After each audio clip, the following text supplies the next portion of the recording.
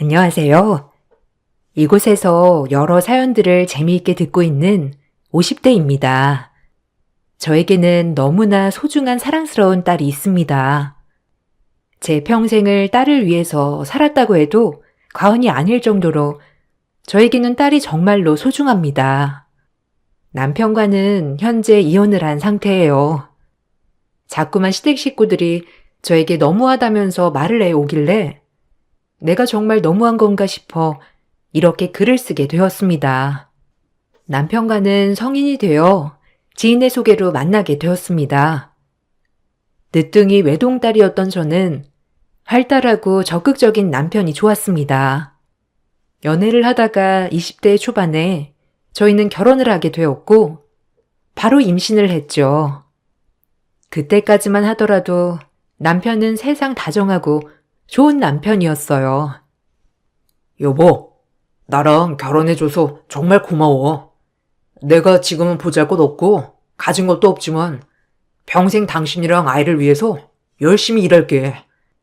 열심히 일하다 보면 우리도 좋은 날이 오겠지.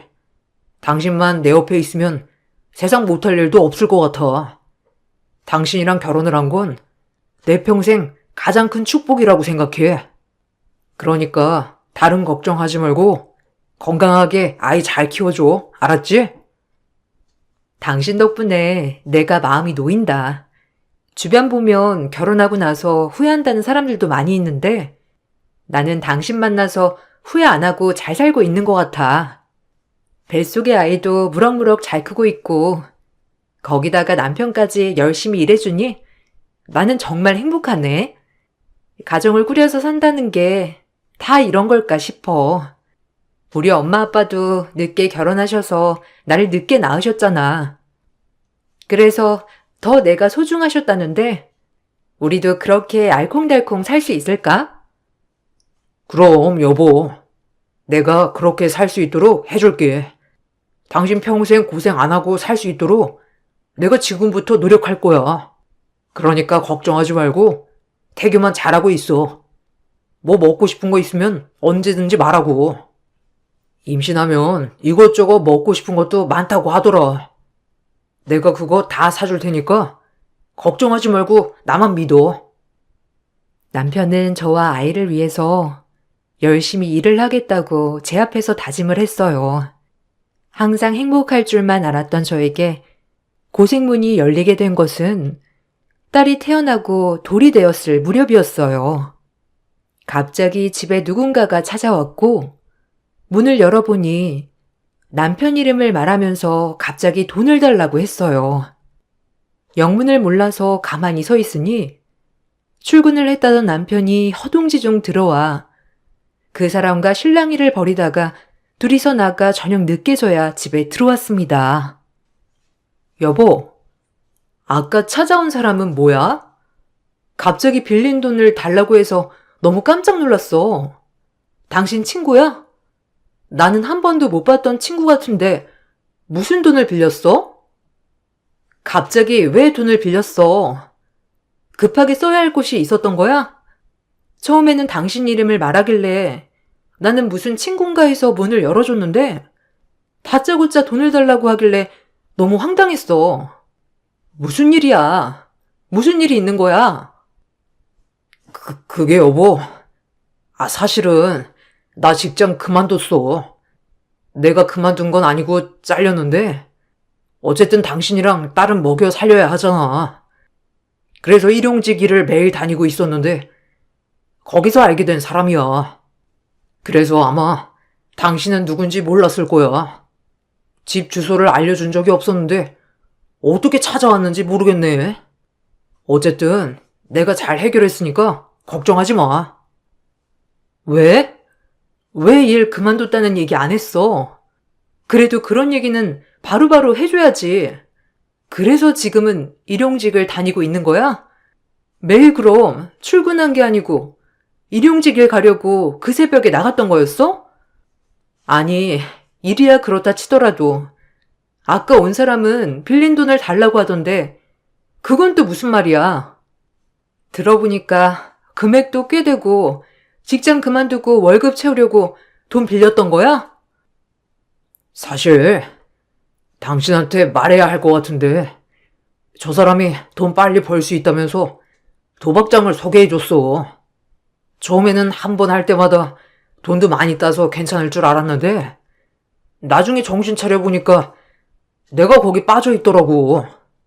저 사람한테 돈을 빌려서 하게 되었는데 결국 갚지 못했어. 이래서 갚는다고 했는데 당장 달라고 하길래 그냥 무시하고 있었거든. 솔직히 집까지 찾아올 거라 생각하지 못했어. 미안해. 뭐? 도박이라고? 당신 지금까지 도박을 했던 거야? 그럼 그 빚 때문에 우리 집까지 찾아온 사람이었어? 아니, 어쩌자고 그거래. 얼마나 빌렸길래 저렇게 집까지 찾아온 건데?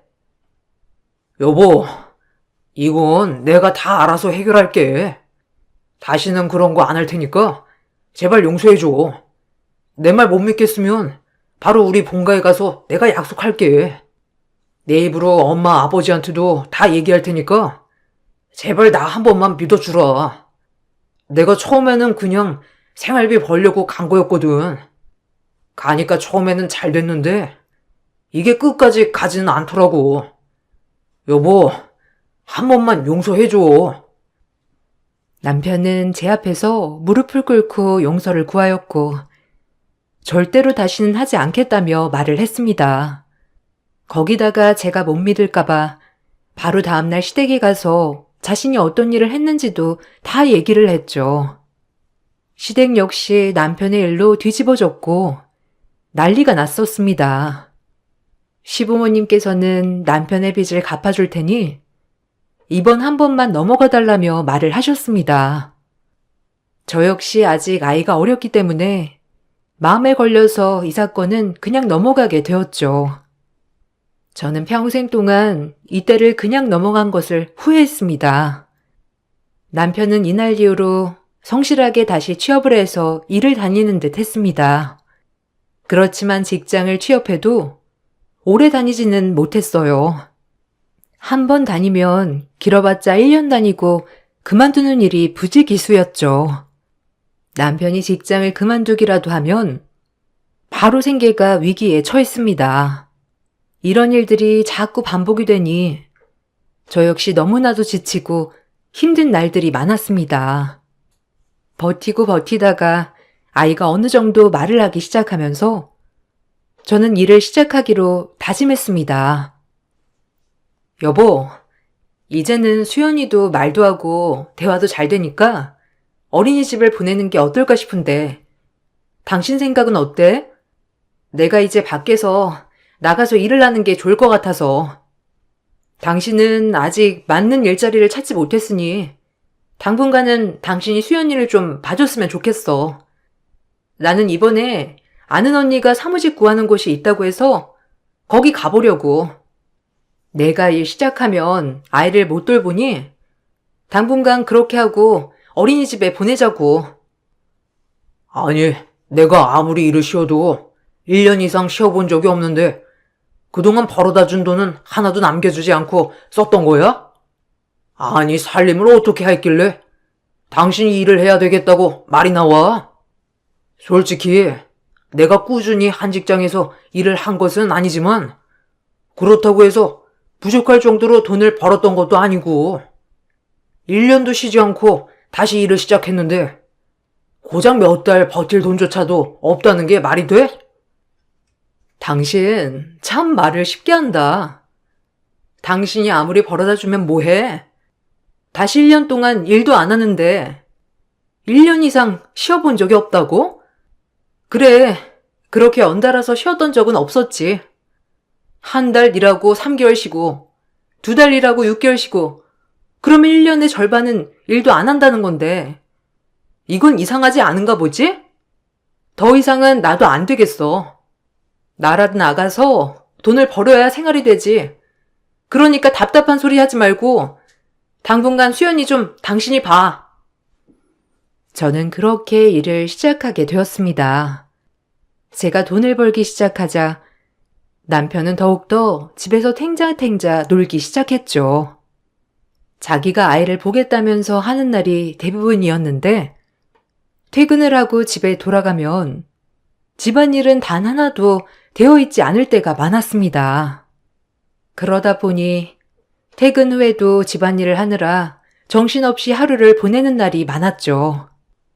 너무나 체력이 없어 힘들 때면 남편에게 집안일 좀 조금이라도 해두라고 말을 하곤 했습니다.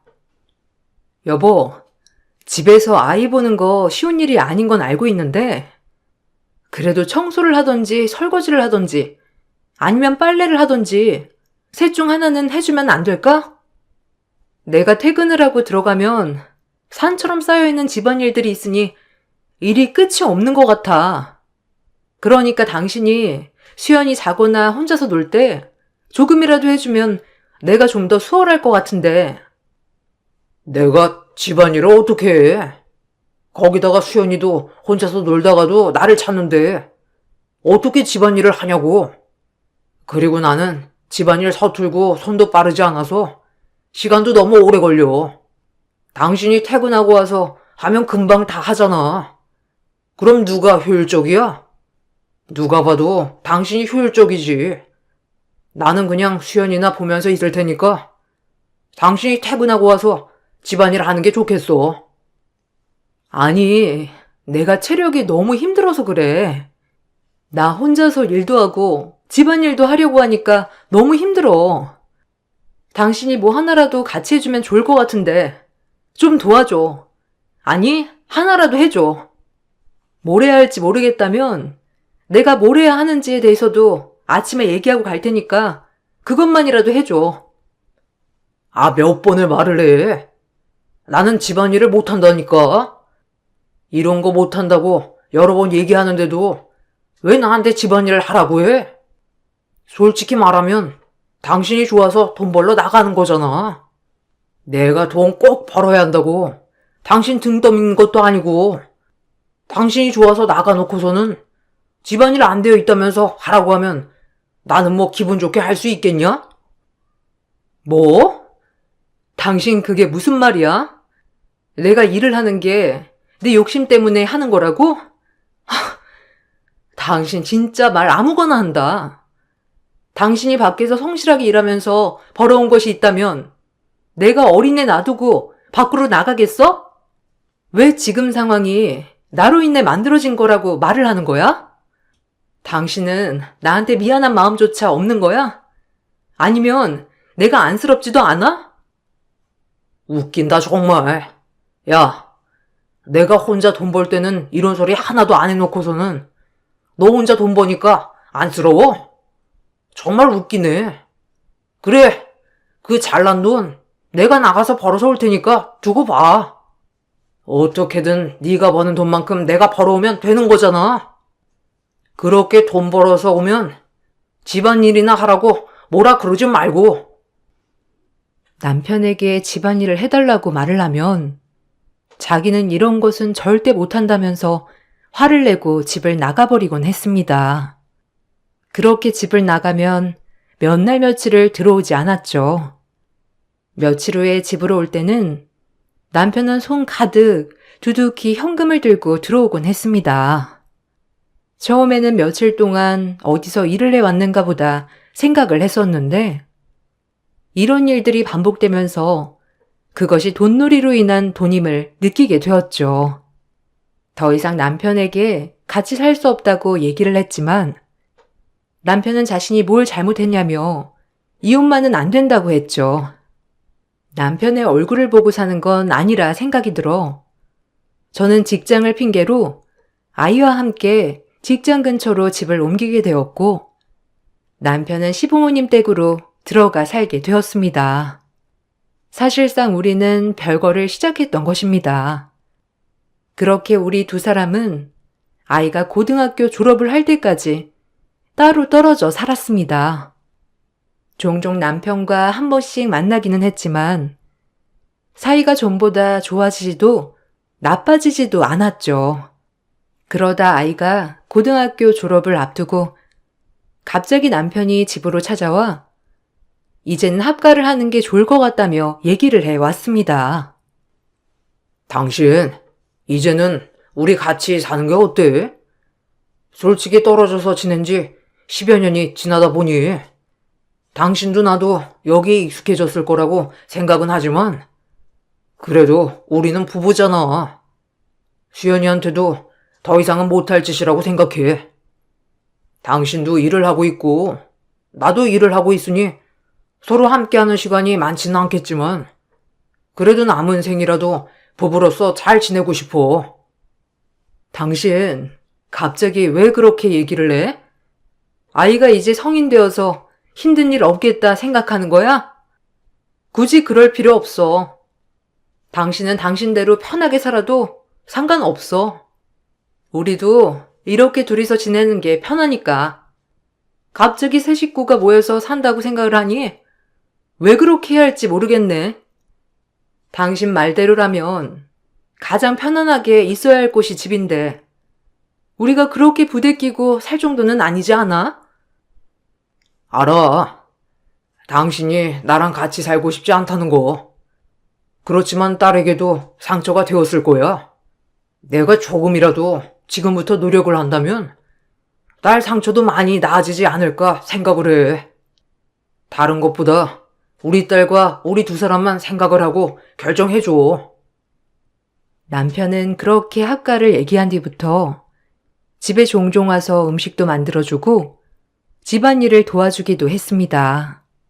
거기다가 바빠서 퇴근이 늦을 때면 졸업을 앞둔 딸과 함께 영화도 보면서 소소하게 시간을 보내기도 했죠.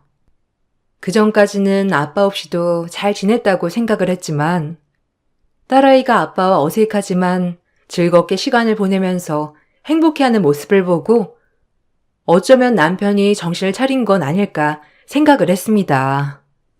이런 제 생각은 얼마 못 가 깨지고 말았죠. 남편의 이 행동들은 모두 계략이었습니다. 딸은 공부도 어릴 적부터 잘해서 명문대에 합격을 했는데요. 대학 등록금으로 모아두었던 통장을 깨고 등록금 납부를 하기로 했죠. 이 사실을 알고 남편은 미안하다며 얘기를 했습니다. 정말 수연이 대학 등록금을 다 모으고 있었어? 아휴, 사실 한두 푼도 아니라 이번에 등록할 때 좀 도와줘야 하는데 고민하고 있었거든. 사실 지금은 내가 넉넉한 형편이 아니라서 어떻게 해야 할까 걱정했는데 정말 당신 대단하다. 그럼 지금까지 모으고 있었던 거야? 수연이 가는 대학 등록금이 정말 장난이 아니더라고. 당신 정말 대단해. 그리고 미안해. 당신 혼자 이 부담을 지게 해서. 괜찮아. 우리 딸 좋은 대학 가니까 내가 정말 기분 좋게 다 낼 수 있어서 다행이지.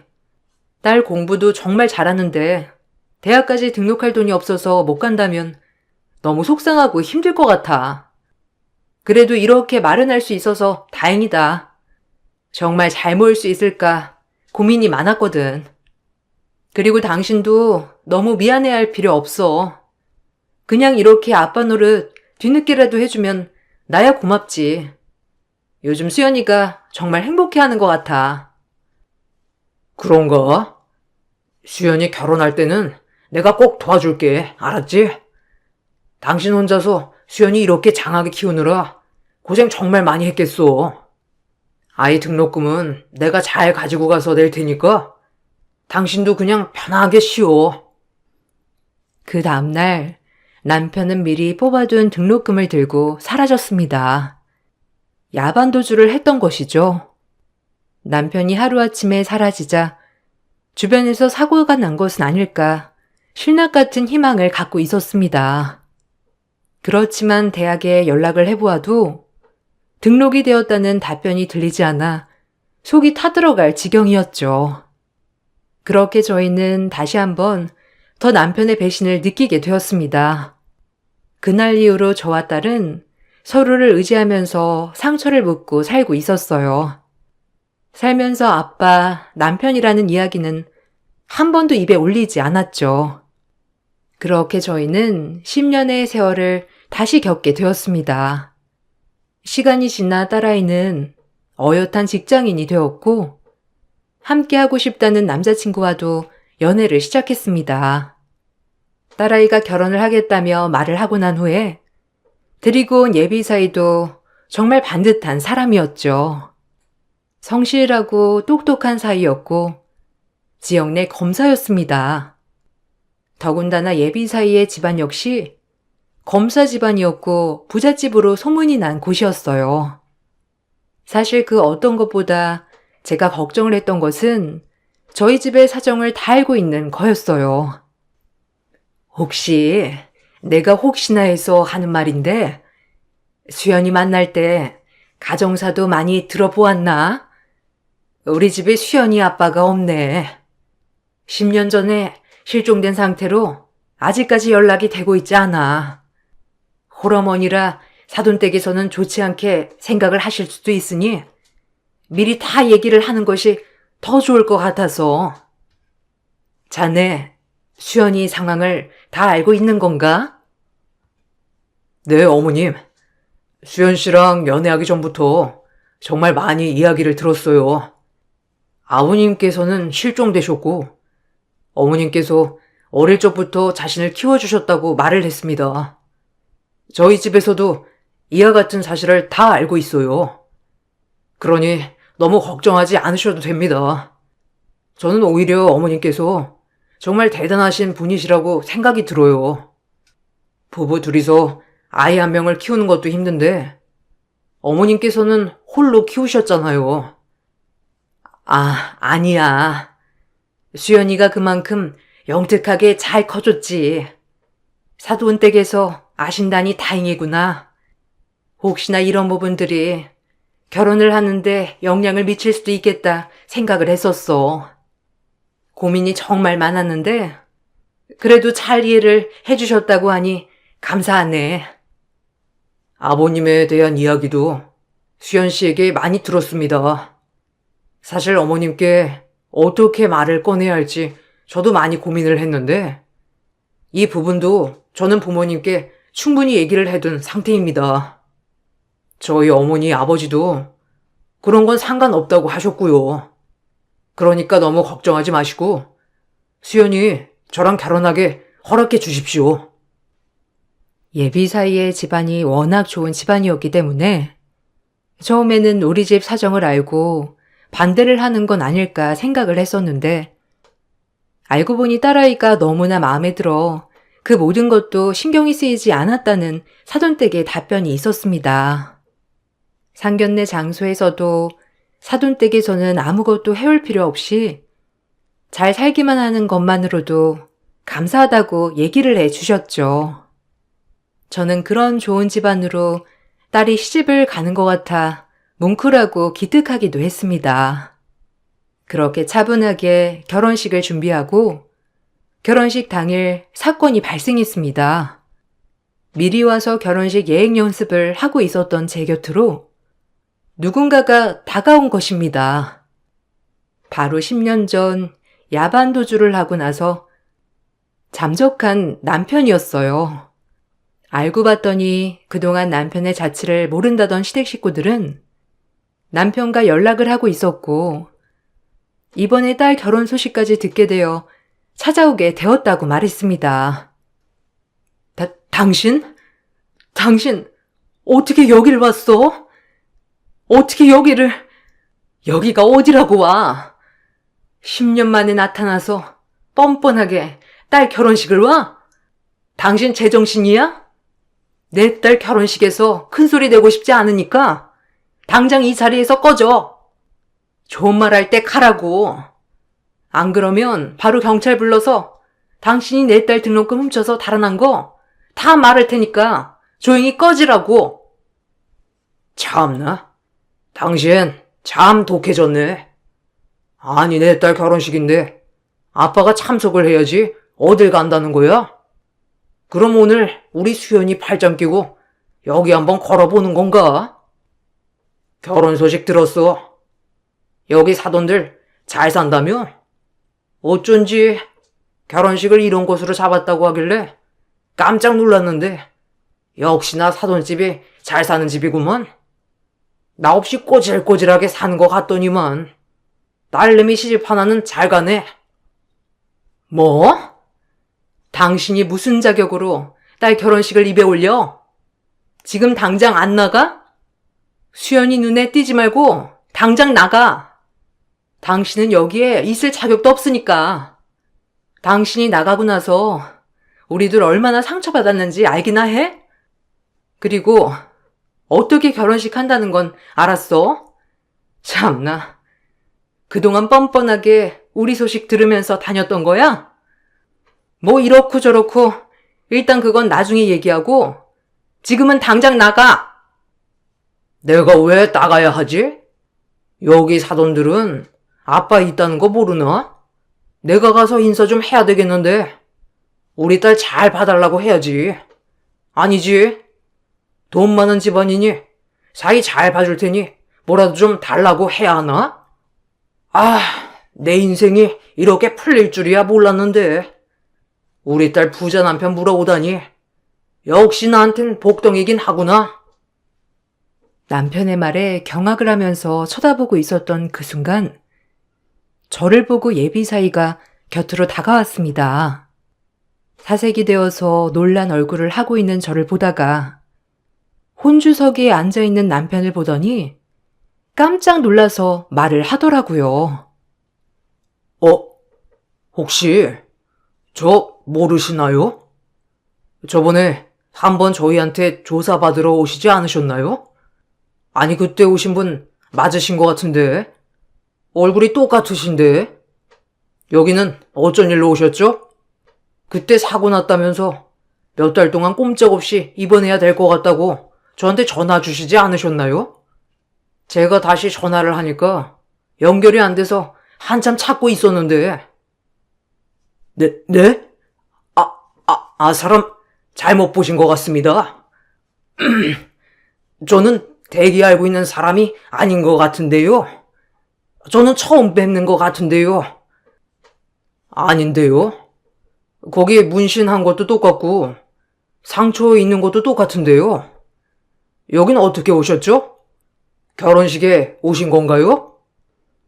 예비사이의 말에 남편은 화들짝 놀라더니 갑자기 혼주복으로 입어왔던 양복 상의를 찢듯이 벗어버리고 자리를 피했습니다. 예비사이는 남편을 뒤따라서 갔지만 남편은 소스라치게 놀라면서 도망을 가버렸죠. 잠깐의 이슈라 생각을 했던 일이 지나고 결혼식이 마무리되었습니다. 결혼식이 끝나고 혹시라도 식장에 남편이 남아있나 싶어 둘러봤지만 어딜 봐도 보이지 않더라고요. 그렇게 며칠 후 신혼여행에서 돌아온 딸아이 네애가 집을 찾아왔습니다. 그때 예비사이가 한 이야기는 정말 놀라웠어요. 그래, 신혼여행은 재미있었니? 안 그래도 신혼여행 다녀오고 이것저것 인사 다니느라 힘들었을 텐데 나는 그냥 통화로 얘기해도 될 것을. 어쨌든 결혼해서 이제 진짜 부부가 되었으니까 서로 배려하고 아끼면서 잘 살았으면 좋겠어. 그리고 김서방, 그 결혼식 날에 내 옆에 있었던 남자를 알고 있었던 거야? 뭐 이런저런 이야기를 하던데. 어머님, 혹시 그분이 수연 씨 아버지 되시나요? 안 그래도 저희도 조사하면서 이상하다 싶은 부분들이 있었는데 혹시나 싶어서 찾아보니 수연 씨 아버지가 맞았네요. 이번에 조사하고 있던 사기 사건 피의자셨어요. 조사가 필요해서 몇 번 조사 요청을 했는데 갑자기 사고가 났다고 하면서 몇 달 동안 병원에 꼼짝없이 누워 있어야 한다면서 조사에 응하시지 않으셨거든요. 다시 연락을 드려도 받지도 않으시고 병원도 말씀을 안 해주셔서 찾고 있었는데 딱 거기 나타나셨더라고요. 아이고, 김서방한테 부끄러운 일이었네. 내가 정말 창피하고 부끄러워서 뭐라 할 말이 없네. 그래, 수연이 아빠가 뭐가 사기 사건을 벌인 거야? 아니, 그 사람은 왜 그런 일을 하고 다니는 거야, 정말? 정말 면목 없네. 수연이 아빠는 정말 말 그대로 태어났을 때 호적상 아빠일 뿐이지 정말 연관이 전혀 없어. 네, 알아요, 어머니. 제가 그것 때문에 말씀드리는 건 아니고, 저희도 다 이해합니다. 수연 씨에게는 가족은 어머님 한 분이잖아요. 그동안 고생하면서 수연 씨 키워주신 건 어머님이시니 저는 전혀 신경 쓰지 않고 있습니다. 다만 다시 수연 씨 아버지가 이쪽으로 찾아올 수 있으니까 그땐 저에게 바로 연락을 해주시면 감사하겠습니다. 저는 사실 사위의 말에도 집까지 찾아올까 생각을 했었지만 사위의 예상대로 남편은 물어물어 집까지 찾아왔습니다. 남편은 딸의 남편이 뭐 하는 사람인지 알고는 있냐면서 저에게 화를 내기 시작했죠. 아니, 당신은 사이가 어떤 일을 하는지도 안 알아보고 결혼을 허락했어? 그때 결혼식에서 봤지? 내 얼굴만 보고서 딱 누군지 알았던 거. 어떻게 그런 소름 끼치는 사람이랑 짝을 지어줘? 아무리 돈이 많다고 해도 그렇지. 에휴. 그리고 나 사기 안 했어. 그거 다 다른 사람들 때문에 연루된 거고 그런 짓 한 번 한 적이 없다고. 그 자식이 나를 의심하고 모욕했는데 당신 그래도 사이라고 할 거야? 참나. 그게 딸내미 등록금까지 모두 들고 튄 사람이 할 얘기는 아닌 것 같은데. 하나밖에 없는 핏줄 돈도 가지고 야반도 좋아하는데 남의 돈은 얼마나 쉽겠어. 그냥 뭐 양심의 가책도 없이 편하게 가지고 갈 수 있겠네. 사기를 했건 안 했건 뭐 내가 알 바 아니고 범죄를 저질렀거나 의심받는 게 있으면 조용히 가서 조사나 받지. 당신 이런 식으로 나올 거야? 그래, 알았어. 당신 그래도 체면이 있으니 내가 계속 수연이 앞에 나타나는 건 싫을 거 아니야. 내가 딸아이 앞에 나타나는 게 싫으면 나한테 2천만 원만 보내줘. 이번에 이 사건만 잘 해결되면 됐는데. 그 자식이 날 자꾸 사기 혐의로 몰아가고 있어서 그래. 일단 합의를 하고 사건 해결해야 하니까 2천만 원만 보내주면 내가 앞으로 다시는 수연이 앞에, 아니 인생에 상관 안 할게. 뭐? 너는 결국 돈 때문에 우리 앞에 나타난 거지? 너 같은 버러지는 애초에 싹을 잘랐어야 했어. 그때 내가 싹싹 비는 너를 봐줬던 것이 천추의 한이다. 해결? 내가 왜 네 사건을 해결해주니? 잘못을 했으면 거기 가서 싹싹 빌어야지. 너 잘하는 거 있잖아. 그렇게 그때처럼 싹싹 빌면 혹시 몰라? 그 사람들도 다 용서해줄지? 뭐? 이게 정말 말이라고 탄 줄 알아? 너는 뭐가 잘났다고 나한테 이러는 건데? 아유, 한 주먹거리도 안 되는 게? 남편이 저에게 화를 내면서 손찌검을 하려던 그때 사위는 경찰과 함께 나타났습니다. 남편이 집으로 찾아온 순간 저는 바로 사위에게 전화를 했고 남편은 바로 잡혀가게 되었죠. 나중에 남편의 상황을 알아보니 남편은 잠적 이후에 다른 사람의 이름을 사용하고 생활하고 있었습니다. 그러다 보니 아무런 생활 흔적을 찾을 수 없었던 것이죠. 시댁 식구들도 모두 저희를 기만하고 한 달에 한 번씩은 서로 연락을 해왔다고 하는데 정말 기가 막히더라고요. 저는 남편을 실종 신고해 놓고서는 그대로 서류 정리도 못하고 살았는데 멀쩡하게 잘 지내고 있는 남편을 알고 있었다고 생각하니 참 어이가 없고 화가 났습니다. 붙잡힌 남편은 사기 행각이 점점 드러나게 되면서 처벌 위기에 처했습니다.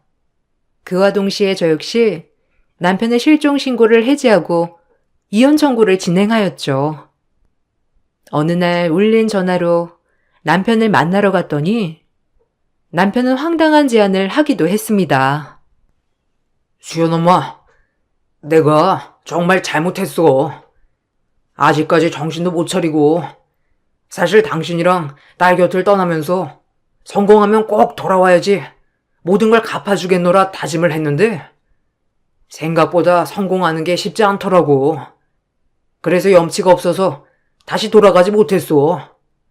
이번에도 잘 살아보려고 한 거였는데 내 뜻대로 되지 않았던 거야. 이번에 한 번만 도와주면 안 될까? 합의금만 주면 처벌은 낮출 수 있다고 하는데 부탁할게. 합의금? 내가 왜 당신 합의금을 해결해줘야 하는데? 내 위자료도 받지 못할 판국인데. 그리고 당신 염치가 없어서 못 돌아왔다고 했지? 그러면서 시댁 식구들한테는 잘도 연락했더라. 나는 당신이 살아는 있을까 걱정도 했었는데 그동안 참 먹고 자고 하면서 편하게 잘 지냈나 보다. 나랑 딸은 지금도 그때 사건 입에 올리지도 못해. 그때만 생각하면 우라가 치밀어 올라서. 그건 정말 내가 미안해. 그냥 한순간에 돈을 보니까 눈이 돌아서 내가 정말 잘못했어. 금방 다 갚을 수 있을 줄 알았어. 사업만 잘 되면 금방 잘 갚아서 다시 돌아갈 수 있을 줄 알았다고. 근데 그게 잘 되지 않았던 거야. 내가 고의적으로 돈을 쓴 게 아니라고. 어쨌든 이번만 합의 잘해주기만 하면 내가 평생 당신 공주처럼 떠받들면서 살게. 이건 정말 약속해. 와, 내가 이 얘기를 몇 번이나 듣는지 모르겠네. 당신 결혼할 때도 그랬지? 결혼하고 나랑 아이 위해서 평생을 바치겠다고. 거기다가 처음 돈놀이 하는 거 걸렸을 때도 무슨 말 했는지 기억해? 다시는 그런 거 하지 않겠다며 나한테 무릎 꿇고 싹싹 빌었어. 그래 놓고서는 당신은 하나 변한 게 없었는데 내가 당신을 뭘 믿어야 하지? 그리고 내가 공주가 되려면 당신은 왕자여야 되잖아. 근데 당신은 길거리 거지만도 못한 사람인데 어떻게 내가 공주가 돼? 난 당신 내 옆에도 두고 싶지 않아. 그러니까 제발 내 인생에서 좀 꺼져줘. 처음 돈놀이 하다 걸린 날처럼 남편을 울며불며 매달리며 부탁했지만 저는 그 부탁을 들어주지 않았습니다. 남편에게는 이혼을 청구했습니다. 그동안 생활비는커녕 양육비도 주지 않았던 남편에게 지금까지의 모든 사실들을 밝힌 후 이혼을 청구하였죠. 거기다가 현재 살고 있는 집 역시 남편의 노력이 하나도 들어가지 않았다는 점, 남편이 집안의 재산을 모두 탕진했다는 점 등을 주장하여 재산 분할도 해줄 수 없다고 했습니다. 남편의 잘못이 그만큼 컸던 것인지 남편은 저에게 위자료 2천만 원을 지급해야 했고 재산 분할 없이 이혼을 하는 것으로 결론이 내려지게 되었습니다.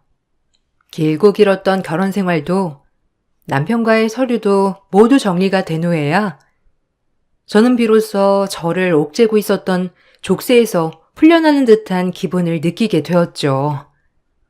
딸도 결혼을 하면서 독립을 하고 이제는 저도 제 인생을 살고 있어요. 간혹 들려오는 소리로 시댁 식구들이 저에게 너무하다면서 얘기를 한다더라고요. 정말 제가 너무한 건지 아니면 저쪽 사람들이 뻔뻔한 건지 모르겠네요. 내 인생의 암흑기 같았던 시기를 이제는 다 빠져나온 것 같습니다. 앞으로 행복한 일들만 있겠죠. 저희 긴 사연을 들어주셔서 감사합니다. 여러분들의 앞날에도 밝은 빛만 가득하시길 바랄게요. 안녕하세요. 저는 30대 중반 여자입니다. 이번에 제 인생을 바꿔준 상간녀에 대해 얘기를 좀 해보려고 합니다. 남편과 결혼 5년 차가 되었을 때 제 눈앞에 충격적인 장면을 목격하고 말았어요. 빨간색 외제차에 스포츠카가 집 앞에 멈춰 섰었는데 전장 뚜껑이 자동으로 열렸고 그 안에서 남편이 다른 여자와 즐겁게 대화를 나누는 모습을 보게 되었습니다. 그 모습을 보게 됐을 때 양손에 들고 있던 장바구니를 떨어뜨리게 되었고 상상도 하지 못했던 상황이 눈앞에 펼쳐지는 바람에 어떻게 해야 할지 모르겠더라고요. 이런 경험을 해본 적이 처음이라 다른 여자와 얼굴을 마주하고 있는 남편의 얼굴에는 그동안 저에게는 단 한 번도 주지 않았던 눈웃음이 있었고 딱 봐도 바람이라는 걸 직감할 수 있었습니다. 다른 것도 아닌 집 앞에서 사람들 시선을 한 번에 받는 외제 스포츠카를 타고 들어온 남편도 대단했지만 대놓고 얼굴을 드러낸 모습이 저를 더욱더 분노하게 만들었죠. 그 잠깐의 순간에도 남편과 아는 지인의 사람일지도 모른다고 현실을 부정했지만 서로 마주한 얼굴에서 나오는 불꽃 튀는 눈빛은 결국 스킨십을 유발했고 진한 입맞춤까지 이어지고 말았습니다. 더 이상 볼 수가 없어 정신을 차린 뒤 서둘러 장바구니를 다시 들은 뒤에 제가 꼭 죄인이 된 것 마냥 고개를 숙인 채 급하게 집으로 들어왔어요. 엘리베이터를 타고 올라가는 동안 앞으로 어떻게 살아가야 할지 걱정이 너무 많았습니다. 떨리는 손으로 현관문을 열고 들어오자마자 그 자리에 주저앉고 말았네요. 미리야, 밖에서 무슨 일이 있었어? 얘가 아주 넋이 나간 표정을 하고 왜 주저앉아 있는 거야? 미리야, 엄마 말이 안 들려? 얘, 갑자기 왜 눈물을 흘리는 건데? 엄마, 서유리는 지금 자고 있어요? 그냥 요즘 좀 힘들어서 그래요. 엄마도 그렇고 저도 제대로 잠도 못 자고 애만 보고 있잖아요. 산후 우울증인가 봐요. 이 시기도 금방 지나간다. 서유리가 계속 갓난쟁이로만 머물러 있지는 않잖아. 너무 우울해하지 말고 안 좋은 생각은 최대한 떨쳐버리는 게 정신건강에 좋아. 너무 힘들면 병원에라도 다녀올래? 아무것도 안 하는 것보다 그래도 상담이라도 받는 게 좋지 않겠어? 아직 수유 중이니까 약은 나중에 먹는 걸로 하고. 시간이 지나면 괜찮아지겠죠. 너무 걱정하지 마요. 엄마 말처럼 힘든 건 잠시뿐이고 시간이 지나면 분명 좋은 날이 찾아올 거예요. 얼른 저녁 준비할게요. 제가 본 광경을 차마 엄마한테 설명해 주고 싶지 않았어요. 제가 받았던 충격을 엄마한테 나눠드리고 싶지 않았고 최대한 아무렇지도 않게 행동하려 노력했습니다. 제정신이 아닌 상태에서 몸을 움직이려 애썼고 그렇게 음식을 준비하고 있는데 잠시 뒤 남편이 활기찬 모습으로 저희 엄마한테 인사를 드리며 들어왔어요. 엄마는 아무것도 모르고 계셔서 사위 왔다고 들고 있던 가방까지 들어주셨네요. 남편은 저에게 가까이 다가와 차려놓은 음식들을 보며 배가 많이 고프다고 더러운 손으로 저를 안아주려 하길래 남편의 손길을 강하게 뿌리치고 말았어요. 남편이 당황을 하자 뒤에서 지켜보신 엄마는 급하게 상황 수습을 하시려고 제가 산후 우울증이 온 것 같다며 걱정되는 표정으로 남편에게 설명을 해 주셨어요. 그제서야 남편은 저를 걱정하는 척 조만간 병원에 같이 가보는 게 좋을 것 같다고 자기도 가끔 힘들 때 상담받는 의사가 있다며 저에게 많은 도움이 될 거라고 가식적인 모습을 보여주고 있었습니다. 그날 하루가 어떻게 지나갔는지 모를 정도로 맨정신이 아니었는데 남편은 그런 저를 환자로 생각하고 있었어요. 앞으로 어떻게 행동을 해야 할지 많은 고민을 하게 되면서 제가 받을 피해를 최소화하고 싶었습니다. 다음날 남편이 출근을 한 다음 저는 바로 변호사를 찾아가 앞으로 어떻게 처신을 해야 될지 상담을 받으면서 일러주신 대로 계획을 세우게 되었습니다. 변호사는 저에게 상간녀와 남편을 응징하기 위해서는 필수적으로 많은 증거물을 확보하는 게 법적 싸움에 도움이 된다며 사진, 동영상, 녹음, 카톡의 대화 등 최대한 확보하라며 방법을 알려주셨습니다. 저는 담당 변호사가 시키는 대로 최대한 적극적인 행동을 하려고 노력했어요. 하지만 남편의 바람 피우는 장면을 목격한 이후 다른 증거물을 쉽게 확보할 수는 없었습니다. 그때는 제가 어떻게 해야 할지 몰라 바람 피우는 장면을 보고도 급하게 집으로 들어와 버렸는데 그건 이혼할 때 저에게 정말 좋은 증거물이었던 건데 그 상황을 최대한 빨리 벗어나고 싶었던 마음뿐이라 아쉽게도 확보를 하지 못했던 거죠. 뒤늦은 일 후회봤자 소용없으니 다른 방법을 서둘러 찾아봐야 했는데 핸드폰은 제가 모르는 비밀번호로 잠겨 있어 열 수가 없었고 아이를 봐야 하는 상황 속에 증거물을 확보하기란 상당히 어려움이 많았었어요. 그렇게 무의미한 시간이 계속해서 흘러가던 어느 날 남편이 출근 시간이 됐는데도 서둘러 나가지 않더라고요. 그런 모습조차 의심스러웠는데 남편이 저에게 같이 외출할 거라며 병원을 예약해놨다고 시간 맞춰 가야 한다며 서둘러 움직이라는 말을 꺼냈어요. 계획에도 없던 일이라 저는 외출을 하지 않겠다고 했지만 힘들게 예약해놓은 병원이기 때문에 무조건 가야 된다고 재촉을 하게 되면서 엄마도 다녀오라는 말을 하셔서 일단 억지로 나갈 수밖에 없었습니다. 그렇게 남편은 저를 병원으로 데리고 갔는데 거기에서 충격적인 일이 펼쳐지고 말았습니다. 남편은 상담만 받고 집으로 돌아가면 된다고 하길래 새삼스럽게 왜 저를 챙기는지 이해할 수 없었지만 상담 순서가 되고 저를 호명하는 목소리에 자리에서 일어나 상담실 문을 여는 순간 저를 상담해줄 의사는 다름 아닌 스포츠카를 타고 저희 집 앞에 나타났던 여자였어요. 능력 좋은 여자가 의사의 직업까지 하고 있었죠. 뭐 하나 빠질 것 없는 여자가 왜 유부남인 남편을 만나는 건지 전혀 이해할 수가 없었네요. 그런데 의사인 상간녀의 눈빛은 이미 저를 알고 있는 듯 아무 말 없이 빤히 쳐다보더니 어떤 문제가 있어서 찾아왔냐며 웃으면서 상담을 시작했습니다. 남편분께서 정말 자상하세요. 보통 남자들은 이렇게까지 세세하게 신경 쓰지 않는데 대충 들어보니 산후 우울증이라고 하시던데 맞나요? 원래 산후 우울증이 없었는데 갑자기 생기게 된 거죠. 아무것도 모르고 이 세상에 태어난 아이가 무슨 잘못이 있겠어요? 앞으로 펼쳐지게 될 험난한 삶의 무게를 지어주게 될까봐 그게 걱정이 될 뿐이네요. 어떤 문제가 있어서 찾아왔냐고 물으셨죠? 최근에 남편의 모습이 달라진 점들이 보여서 걱정이 많아요.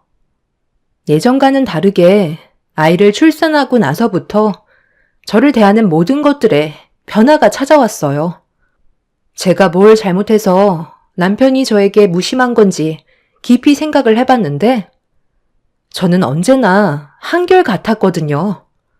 남편이 어떻게 하면 예전처럼 저를 진심으로 사랑하고 있는 모습으로 다가와 줄 수 있을까요?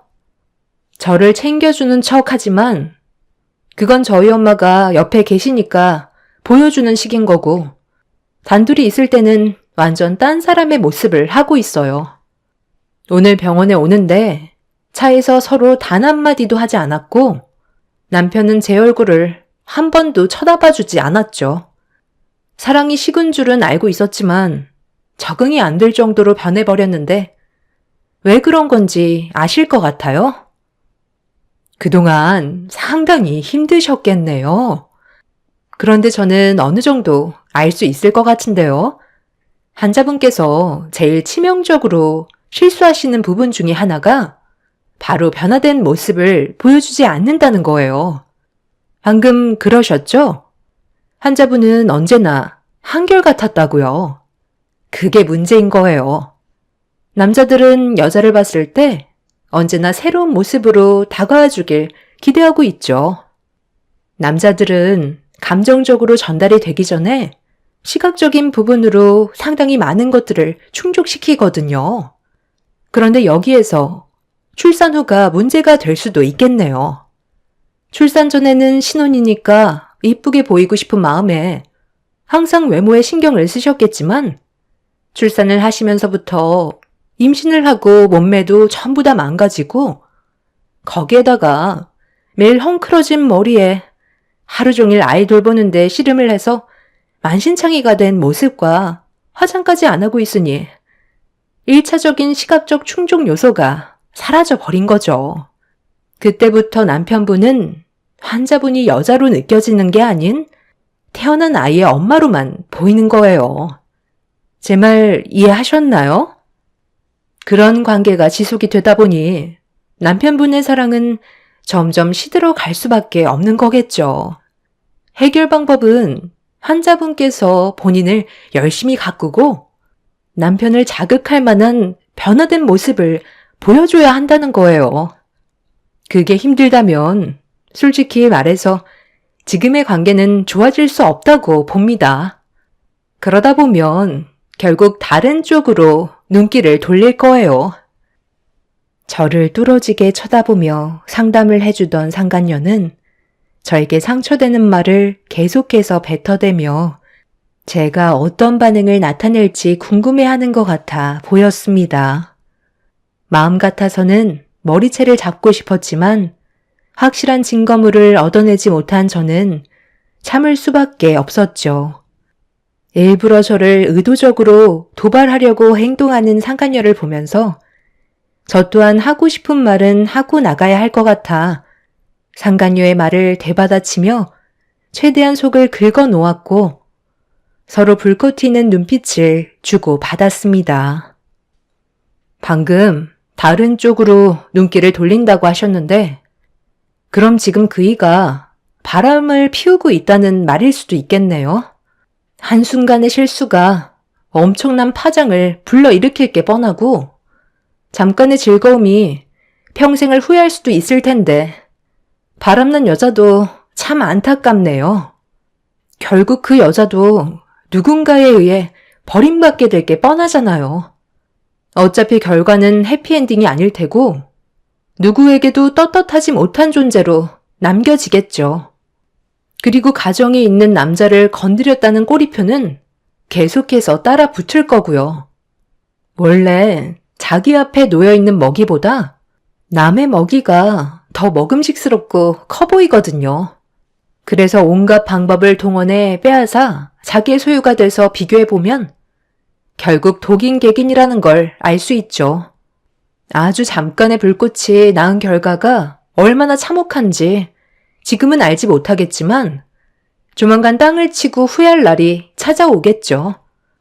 그이가 정말 바람을 피운다면 제가 생각한 대로 이루어졌으면 좋겠네요.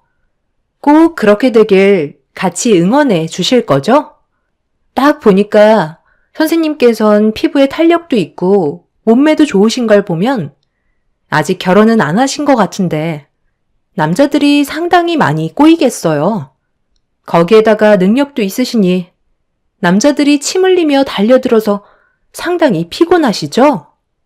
그래도 배울 만큼 배운 사람이신데 아무나 만나지 마시고 똥파리는 최대한 피해서 좋은 남자 만나 결혼하세요. 인생은 딱 한 번이잖아요. 아직 결혼도 안 하셨는데 저를 상담해 주시기에는 많이 부족하신 것 같아 제가 대신 조언 좀 해드렸네요. 선생님이 많은 환자분들을 상담해 오셨겠지만 상담을 받아보신 적이 몇 번이나 있었겠어요. 좋은 경험이었다고 생각하시면 되겠네요. 덕분에 출산 우울증은 싹 사라졌어요. 나중에 기회 되면 또 놀러 올게요. 상간녀 앞에 절대 굽히지 않고 제가 하고 싶은 말을 내뱉자 그런 모습에 많이 당황했는지 붉어진 얼굴로 저를 노려보고 있었습니다. 남편이 분명 상간녀에게 산후 우울증이 있는 것 같다는 말을 꺼냈을 테고 상간녀는 그런 저를 만나 분명 골려주려 계획을 하고 있었겠죠. 그래서 저에게 많은 상처를 주고 싶었을 테지만 본인이 생각한 대로 흘러가지 않았는지 상당히 기분 나쁜 표정으로 내색은 못한 채 분을 삭히고 있었습니다. 조금은 후련해진 마음으로 병원을 나와 집으로 돌아갔어요. 모든 것들이 저와는 비교도 안 될 정도로 능력 좋고 가진 것도 많아 보이는데 왜 그런 여자가 유부남인 저희 남편을 건드리는지 알 수 없었습니다. 그렇게 한바탕 하고 집에 들어오자 엄마는 제가 걱정이 되셨는지 병원은 잘 다녀왔냐는 말에 산후 우울증이 좀 괜찮아진 것 같다고 안심시켜 드렸어요. 그제서야 밝아지신 얼굴을 하셨지만 앞으로 있게 될 안 좋은 일들에 많은 충격을 받으실까봐 한편으론 걱정도 되었네요. 그런데 그날 남편이 퇴근하고 집에 들어오자마자 저를 보며 다짜고짜 화부터 내기 시작했어요. 엄마와 저는 당황을 했고 남편의 입에서 나온 말에 대충 어떤 상황인지 알 수 있었죠. 당신 병원에서 무슨 말을 하고 왔길래 담당 의사가 그 난리를 쳐? 상담을 받고 오라고 한 거지. 가서 의사랑 싸우고 오라고 했어? 기껏 힘들게 시간 맞춰서 데리고 갔더니만 고마운 줄 모르고 일을 이렇게까지 크게 만들어? 당신 때문에 내가 얼굴을 들지도 못했다고. 내일 당장 가서 당신이 잘못한 거 사과하고 와. 상담을 받으라고 해서 나는 당신이 원하는 대로 상담을 받은 것뿐이고 그분이랑 내가 생각하고 있는 게 좀 차이가 있는 것 같아 내 의견을 내세운 것뿐인데 뭐가 잘못됐어? 그런데 당신 그 의사분이랑 상당히 가까운 사이인가 봐. 퇴근하고 병원에 다녀온 거야? 왜 얼굴을 들지도 못하는 건데? 그 의사는 심리 상담해주는 게 직업이잖아. 그런데 왜 내가 한 말에 화가 났다는 거지? 출산 우울증 때문에 힘들어하는 날 위로해주기 위해 상담을 해주기로 한 건데 뭐가 그렇게까지 열받아서 당신한테까지 말이 들어갔는지 모르겠네. 그리고 나는 그 의사랑 싸운 적이 전혀 없는데 둘이 따로 만났어? 무슨 소리야? 내가 왜 따로 만나? 퇴근하고 바로 집에 온 거지. 당신이 상담은 잘 받았는지 그게 궁금해서 잠깐 전화를 했던 것 뿐이라고. 그리고 당신이 지금 나를 대하는 태도에 문제가 좀 있다고 생각되지 않아? 만약 내가 병원에서 안 좋게 하고 나왔어도 나한테 그만큼 문제가 있는 거니까 당신은 내 편을 들어줘야 하는 거 아니야? 그런데 당신은 지금 내 입장에서 조금도 생각해 주지 않고 어떤 상황이었는지 들어보려 하지 않잖아. 오히려 그 의사 선생의 편에서만 얘기하면서 나한테만 뭐라고 하는데 당신 나 몰래 그 의사랑 따로 만나고 다니는 건 아니지? 왜 내 눈을 못 쳐다보는 거야? 아니면 아니라고 바로 대답을 하면 되는 건데 왜 시선을 피하는 건데? 다시 한번 말해줄까? 당신 지금 그 의사 선생이랑 나 몰래 개인적으로 만나고 다니는 거야? 무슨 뚱딴지 같은 소리를 하는 거야? 내가 그렇게 한가한 줄 알아? 산후 우울증이 오더니 이젠 아주 별의별 상상까지 하는구만. 그냥 말을 말자. 제가 눈빛 하나 변하지 않고 남편을 뚫어지게 쳐다보면서 얘기하자 많이 당황했는지 더 이상 큰 소리 내지 못한 채 방으로 들어가 버렸어요. 당장이라도 남편의 얼굴을 쥐어뜯고 싶었지만 옆에 엄마가 있어서 최대한 꾹 참았고 울며 보채는 아이를 달래기 위해 저도 방으로 들어가 버렸습니다. 아이를 돌보면서 남편과 하루빨리 헤어지고 싶은 생각이 머릿속에서 떠나질 않았어요. 그래서 다음날 다시 변호사에게 찾아가 혼자서 남편과 상간녀의 증거물을 확보하는 게 어렵다고 호소하자 다른 방법을 알려주었고 돈이 좀 들지만 저를 대신해 남편의 뒤를 조사해 줄 수 있는 분을 고용하게 되었네요. 그리고 그 사이 저는 남편 방에 들어가 핸드폰의 비밀번호를 알아내기 위해 찾기 힘든 위치에 카메라를 설치해 두었고 몇 번의 시도 끝에 남편의 핸드폰 비밀번호를 알아낼 수 있었습니다. 그렇게 기회를 엿보다가 남편이 술에 취해 집에 들어왔을 때 조용히 방문을 열어 그 안에 베일이 가려져 있던 핸드폰 속을 확인할 수 있었네요. 절대 열지 말아야 될 판도라의 상자를 열었다는 걸 알게 되었고 엄청난 배신은 제 눈에 눈물을 흘리게 만들어 버렸어요. 함께 찍은 사진의 날짜를 보니 제가 임신을 했을 때부터 만나기 시작했고 아이를 출산할 때도 회사에 급한 일 때문에 늦게 온다던 날도 남편은 상간녀와 함께 있었네요. 앞이 안 보일 정도로 눈물을 흘리고 있었지만 그래도 꾹 참으면서 핸드폰 속에 있던 모든 증거물들을 제 핸드폰에 전부 저장해 두었고 남편과의 이혼을 준비하기 시작했어요. 그리고 남편의 뒤를 조사를 하시던 분에게도 상간녀와 함께 둘이서 자주 만나는 모습들까지 전부 받아볼 수 있었습니다. 그렇게 모든 준비가 끝이 난 상태에서 남편에게 이혼을 통보하기 위해 집에서 기다리고 있는데 시모에게 전화가 왔어요. 제가 전화를 받지 않자 곧장 문자를 보내셨고 보는 즉시 연락을 달라며 상당히 급하다고 재촉하시길래 제가 다시 전화를 드렸네요. 시모는 당장 시댁으로 와달라며 할 말이 있다며 상당히 진지하게 나오셨어요. 어차피 남편과의 이혼을 통보해야 돼서 이참에 잘됐다 싶었죠. 그렇게 제가 준비한 모든 증거물을 챙긴 뒤에 시댁에 들어갔고 시모는 저를 보자마자 제 손에 물건 하나를 쥐어 주었네요. 너무 어이가 없어서 아무 말 없이 시모를 바라보자 저를 보면서 어색한 웃음과 함께 한 번만 도와달라고 간절히 애원하셨어요. 정말 귀한 손님이 온다고 음식 준비는 거의 다 끝났다며 옆에서 일손만 거들어주면 된다는 말을 하셨네요. 누가 오길래 저는 그동안 한 번도 받아본 적 없던 50점 반상이 눈앞에 펼쳐졌고 잠시 뒤 초인종 소리가 들리더니 시모는 너무 떨린다면서 급하게 현관문 쪽으로 달려 나가셨네요. 문을 열고 들어온 사람은 충격적이게도 남편과 의사 상간녀였어요. 둘이 손을 잡으며 들어온 모습이 제 눈에 포착이 되고 말았죠. 귀한 손님이 의사 상간녀였다는 거에 할 말을 잃었고 남편은 제가 시댁에 와 있을 거라곤 전혀 생각하지 못했는지 상간녀와 함께 잡고 있던 손을 급하게 뿌리쳤네요.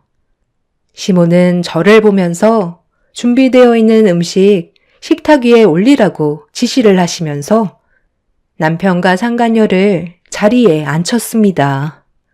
너무 어이가 없어 화가 잔뜩 올라온 저는 50첩 반상에 소금을 한 바가지 뿌린 다음 내어주었고 상간녀는 썩은 미소로 저를 바라보면서 식탁 위에 올려진 음식을 입에 넣었는데 상간녀는 음식을 먹자마자 5만 가지 인상을 쓰면서 입안에 있던 음식을 남편의 얼굴에 뿜어 버렸네요.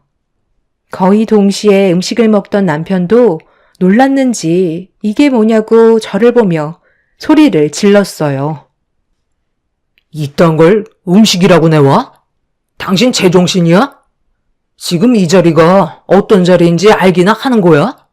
엄마, 이 사람이 음식에다 전부 소금을 뿌린 것 같아요. 뭐라고? 너 제정신이니? 내가 이 많은 음식을 만들기 위해서 꼭두 새벽부터 얼마나 많은 고생을 했는지 알아? 그냥 아무 말 없이 수발이나 들면 될 것을. 꼴에 자존심은 있어가지고 내 아들이 다른 여자를 데려와서 기분이 상했니? 너보다 100배 1000배 능력 좋은 여자야. 비교 자체가 안 된다고. 그래서 지금 이게 뭐 하자는 건데요? 왜 이런 모습을 저한테 보여주시는 거냐고요? 제 입에서 이혼이라는 말이라도 나오길 바라셔서 이 자리에 부르신 거예요? 우리 집안에 너만 빠지면 대박 며느리가 들어오는데 그럼 하루빨리 정리해야 되지 않겠니? 질질 끌어봤자 뭐해? 매도 먼저 맞는 게 낫다고. 최대한 빨리 알리고 내 아들과 정리하면 서로 좋은 거잖아. 시간이 금인데 언제까지 서로 보고 싶지 않은 얼굴 마주보며 살 거야? 그래서 내 아들한테도 말 안 하고 너 부른 거다. 말 나온 김에 오늘 확실하게 해결하고 너희 둘의 관계 정리하도록 해라. 다음날 바로 이혼하러 갈 수 있는 거지? 그래야 내 아들도 하루빨리 능력 좋은 마누라 얻을 수 있는 거고. 나도 의사 며느리 어서 동네방네 떠들어다니며 자랑 좀 하고 다니자. 의사 며느리였는데 위자료쯤이야 우리가 감당하마. 쓰레기는 쓰레기를 알아본다고. 둘이 아주 잘 어울리네요. 저도 벌써 이미 알고 있어서 크게 놀랍지도 않아요. 말 나온 김에 오늘 당장 이혼 서류 떼려 가야겠어요. 그런데 어머님은 저 여자에 대해 얼마나 알고 계세요? 의사 며느리면 다 용서가 되나 보죠? 정말 후회 안 하세요? 평생 땅을 치고 살아갈 수 있을 텐데요. 후회는 무슨? 내가 여태까지 살면서 제일 잘한 선택이고 평생 의사 며느리 업고 살 건데 너보다야 100배 1000배 낫지 않겠니? 할 말 끝났으면 이제 그만 나가줘라. 안 그래도 나가려 했어요. 당신도 나를 내친 거에 대해 뼈저리게 후회할 거야. 어떤 이유에서라도 다시는 내 눈앞에 나타나지 마. 잘 먹고 잘 살아라. 참을 수 없었던 저는 사람의 한계를 시험한 남편과 시모에게 상견례 온다고 만들어둔 음식들을 주워들어 얼굴에다 사정없이 던진 뒤 남편의 뺨에 손을 울려 붙였고 옆에서 이런 상황을 보고 비명을 지르는 상간녀에게 옆에 있던 양념통 중에 청양고춧가루를 얼굴에 뿌려 버렸네요. 무방비 상태로 당한 시모와 남편 그리고 상간녀는 난리를 쳤고 저는 그 자리에서 급히 빠져나왔습니다. 가방에 있던 증거물을 남편에게 뿌려대며 난리를 치고 싶었지만 그 안에는 상간녀의 충격 실체까지 전부 함께 들어있던 터라 가방 속에 있던 증거물을 꺼내지 않았습니다. 제가 그 증거물을 꺼낸다면 남편은 의사 상간녀와 재혼을 하지 않을 테고 그럼 저는 오히려 시댁 집안을 구해주는 꼴이 되기 때문에 제대한 분노를 억누르면서 급하게 시댁에서 빠져나오고 말았네요. 그렇게 저는 차후에 있을 일들을 상상하며 배꼽 잡고 이혼 서류를 떼러 달려가게 되었고 남편과 저는 최대한 빨리 서둘러 이혼 절차를 밟았습니다. 그리고 남편이 바람을 피우고 있었다는 증거물을 제출하면서 남편에게 받을 수 있는 위자료 또한 전부 청구받았네요. 그리고 의사상간녀에게도 위자료 소송으로 제가 받은 피해에 대해 손해배상을 청구받았네요. 남편은 아이에 대한 양육권까지 전부 다 포기를 했고 저희 집안과 자기 자식과도 그렇게 인연을 끊었습니다. 그리고 숙려기간이 끝나자마자 남편은 의사상간녀와 재혼을 하게 되었다는 소식을 접하게 되었고 얼마 뒤 절대 찾아오지 말라는 남편과 시모가 저희 집에 찾아왔어요. 제 예상대로 남편은 저에게 무릎을 꿇으며 다시 예전으로 돌아가고 싶다는 말을 꺼냈지만 엄마는 그런 남편과 시모를 보고 분노를 참지 못하신 채 찬물을 끼얹으셨네요. 시모는 다시 돌아와 달라며 저에게 간절히 요청했지만 이미 많은 상처를 받은 제 마음을 돌리기엔 늦어버렸죠. 얼마나 됐다고 벌써 오셨어요? 저는 분명 후회하실 거라고 경고까지 드렸었는데, 이제서야 잘못을 인정하신다고 달라지는 게 있을까요? 여보, 정말 미안해. 내가 너무 멍청했었나 봐. 내 인생에 당신이 없으면 나는 앞으로 살아갈 수가 없다고. 최대한 빨리 서둘러 갈라설 테니까 다시 받아주면 안 될까? 그때 네가 미리 알려줬었다면 이런 상황까지는 오지 않았을 텐데, 네가 얼마나 화가 났으면 그렇게까지 했을지 충분히 이해하고 잘못을 인정하니까 다시 예전으로 돌아갔으면 좋겠다. 우리는 그냥 껍데기만 보고 그 여자의 집안이 엄청나게 재력이 많은 줄 알았지. 의사에다가 외제 스포츠카를 끌고 다니는데 누가 빈털털이라고 상상을 했겠니? 당연히 떵떵거리며 잘 살 거라 생각했었지. 그 여자한테 빚도 어마어마하게 있는데 우리는 그것도 모른 채 그 집안이 원하는 조건에 맞춰주려고 간이며 쓸기며 다 빼줘서 겨우 결혼까지 성사시켰다고. 어떻게 의사라는 여자가 집 하나 없이 스포츠카 딸랑 하나 있다는 게 말이 되니? 그래서 이 결혼은 무효라고 난리를 치면서 우리가 준 돈을 다시 돌려달라고 했는데 이미 어느 정도 빚 탕감하는 데 쓰고 자기들 필요한 거에 몇 억이나 되는 돈을 전부 다 써버렸단다. 걔는 자기가 벌은 돈으로 모을 생각은 안 하고 앞으로도 흥청망청 쓰면서 제대로 된 가정을 꾸릴 생각은 전혀 없어 보이더라고. 제가 그래서 뭐라고 그랬어요. 분명 후회하실 거라고 하셨잖아요. 그래도 원하시는 대로 의사 며느리 얻으셨으면 된 거 아닌가요? 앞으로도 어마어마한 빚을 달고 살 텐데 손해본 금액이 있으니 쉽게 이혼은 못 하실 텐데 이미 후회하셔봤자 엎질러짐을 주워 담을 수는 없겠네요. 오신 김에 물 한 바가지 더 하시고 가시고 평생 쪽박 껴안고 만수무강 하세요. 저는 그동안 참고 있던 모든 감정을 물 한 바가지에 모두 모아 심오한 남편의 얼굴을 향해 사정없이 내려쳤고 산물에 범벅이 된 심오한 남편을 밀친 뒤 현관문을 닫아 버렸습니다. 의사상간녀를 조사하다가 알게 된 사실은 돈은 많이 벌고는 있었지만 문제는 수중에 생전 한 푼 남아있지 않았어요. 버는 만큼 그 돈을 전부 다 사용하고 있었습니다. 그렇다고 그 집안이 떵떵거릴 정도로 잘 사는 것도 아니었죠. 그 여자가 벌어오는 돈으로 하루살이 인생처럼 가족들이 빌부터 함께 먹고 살고 있던 거였네요. 그것도 모르고 시댁 집안은 의사 며느리 들어온다고 상간녀 집안에서 제시하는 조건에 맞춰주기 위해 많은 돈을 투자했고 결혼을 하고 난 이후에 그 사실을 알게 되었던 거죠.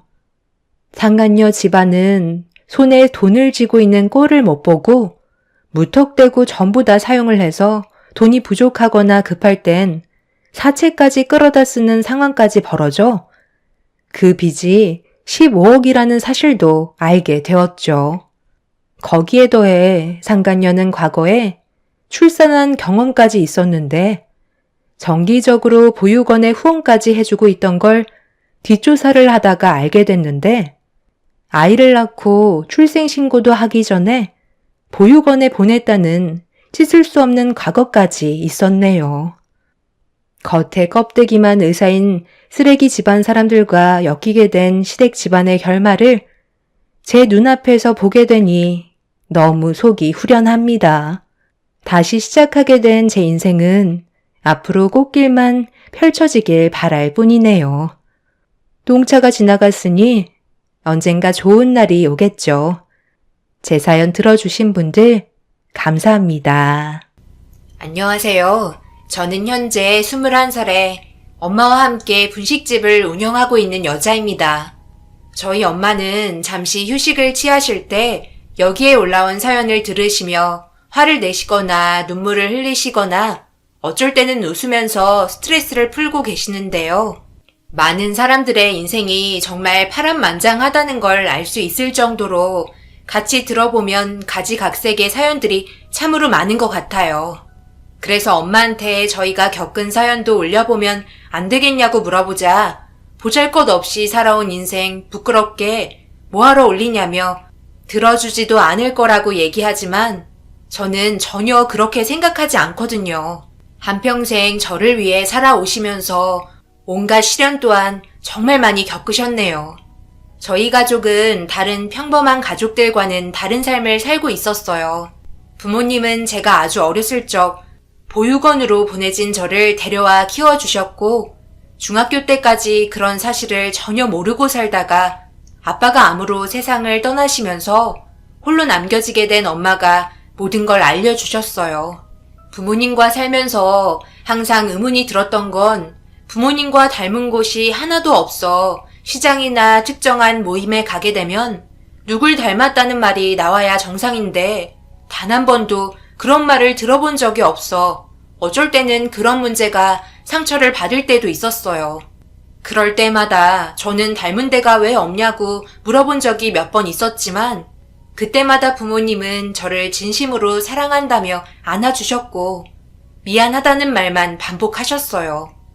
그런데 이 사실을 알게 된 이후 정신적인 충격이 상당했지만 그동안 부모님이 저를 위해 보여주셨던 사랑은 과분할 정도로 많은 것들을 내어주셨고 그런 마음 알기 때문에 삐뚤어지지 않고 세상 떠난 아빠를 대신해 엄마를 지켜주기로 마음 먹었었어요. 집안에 가장이 없다는 건 너무나도 힘든 날들이었고 암투병을 하시고 떠나버린 아빠가 남겨두신 건 저희가 감당하기 힘들 정도의 빚더미였네요. 그래도 부모님이 운영하시던 분식집은 처분하지 않고 얼마 되지 않는 수익으로 차근차근 하나씩 해결해 나가면 모든 게 좋아질 거라 생각했어요.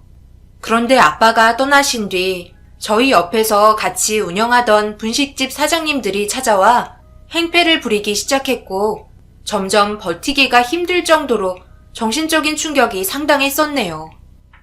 너희 엄마 어디 있어? 빨리 나오라고 그래. 오늘 둘 중에 하나는 죽어야 끝날 것 같다. 빨리 나와. 무슨 일 때문에 그러시는 거죠? 지금 재료 손질하느라 많이 바쁜데요. 급한 거 아니면 다음에 얘기하시죠. 이 사람이 뭐가 이리 뻔뻔해? 내가 지금 저기 국수집 사장한테 다 듣고 왔어.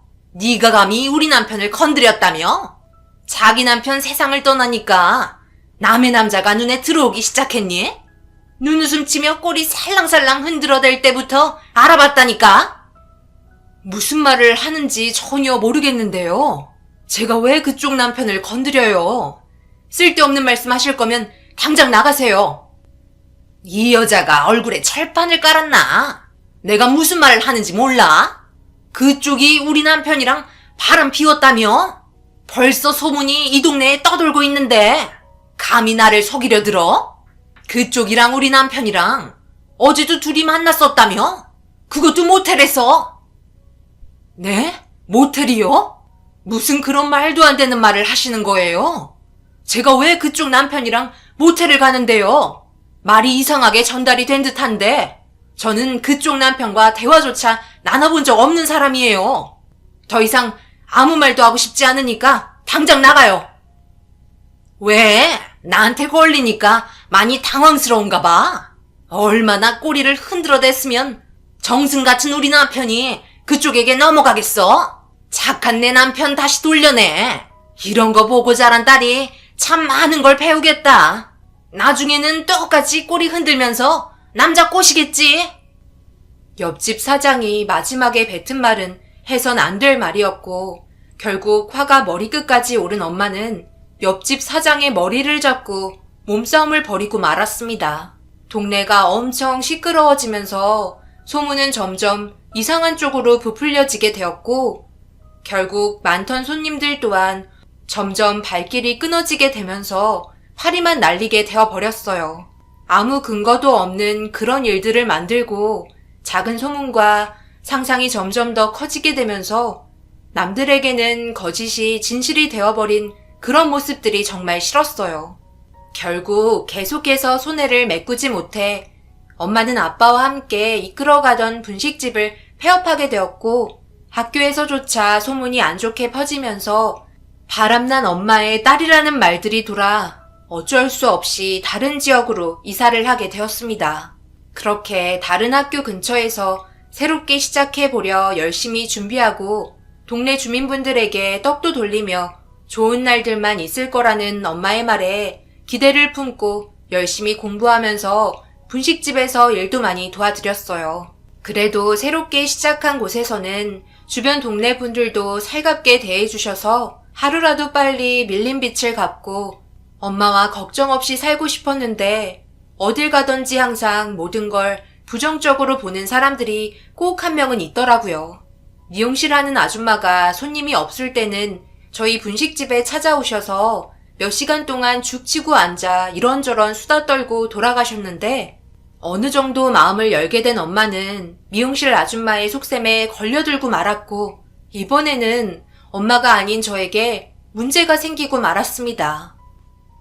나는 그냥 사실을 동네 사람들에게 전달해 준 것뿐인데 이렇게까지 될 거라고는 생각하지 못했지.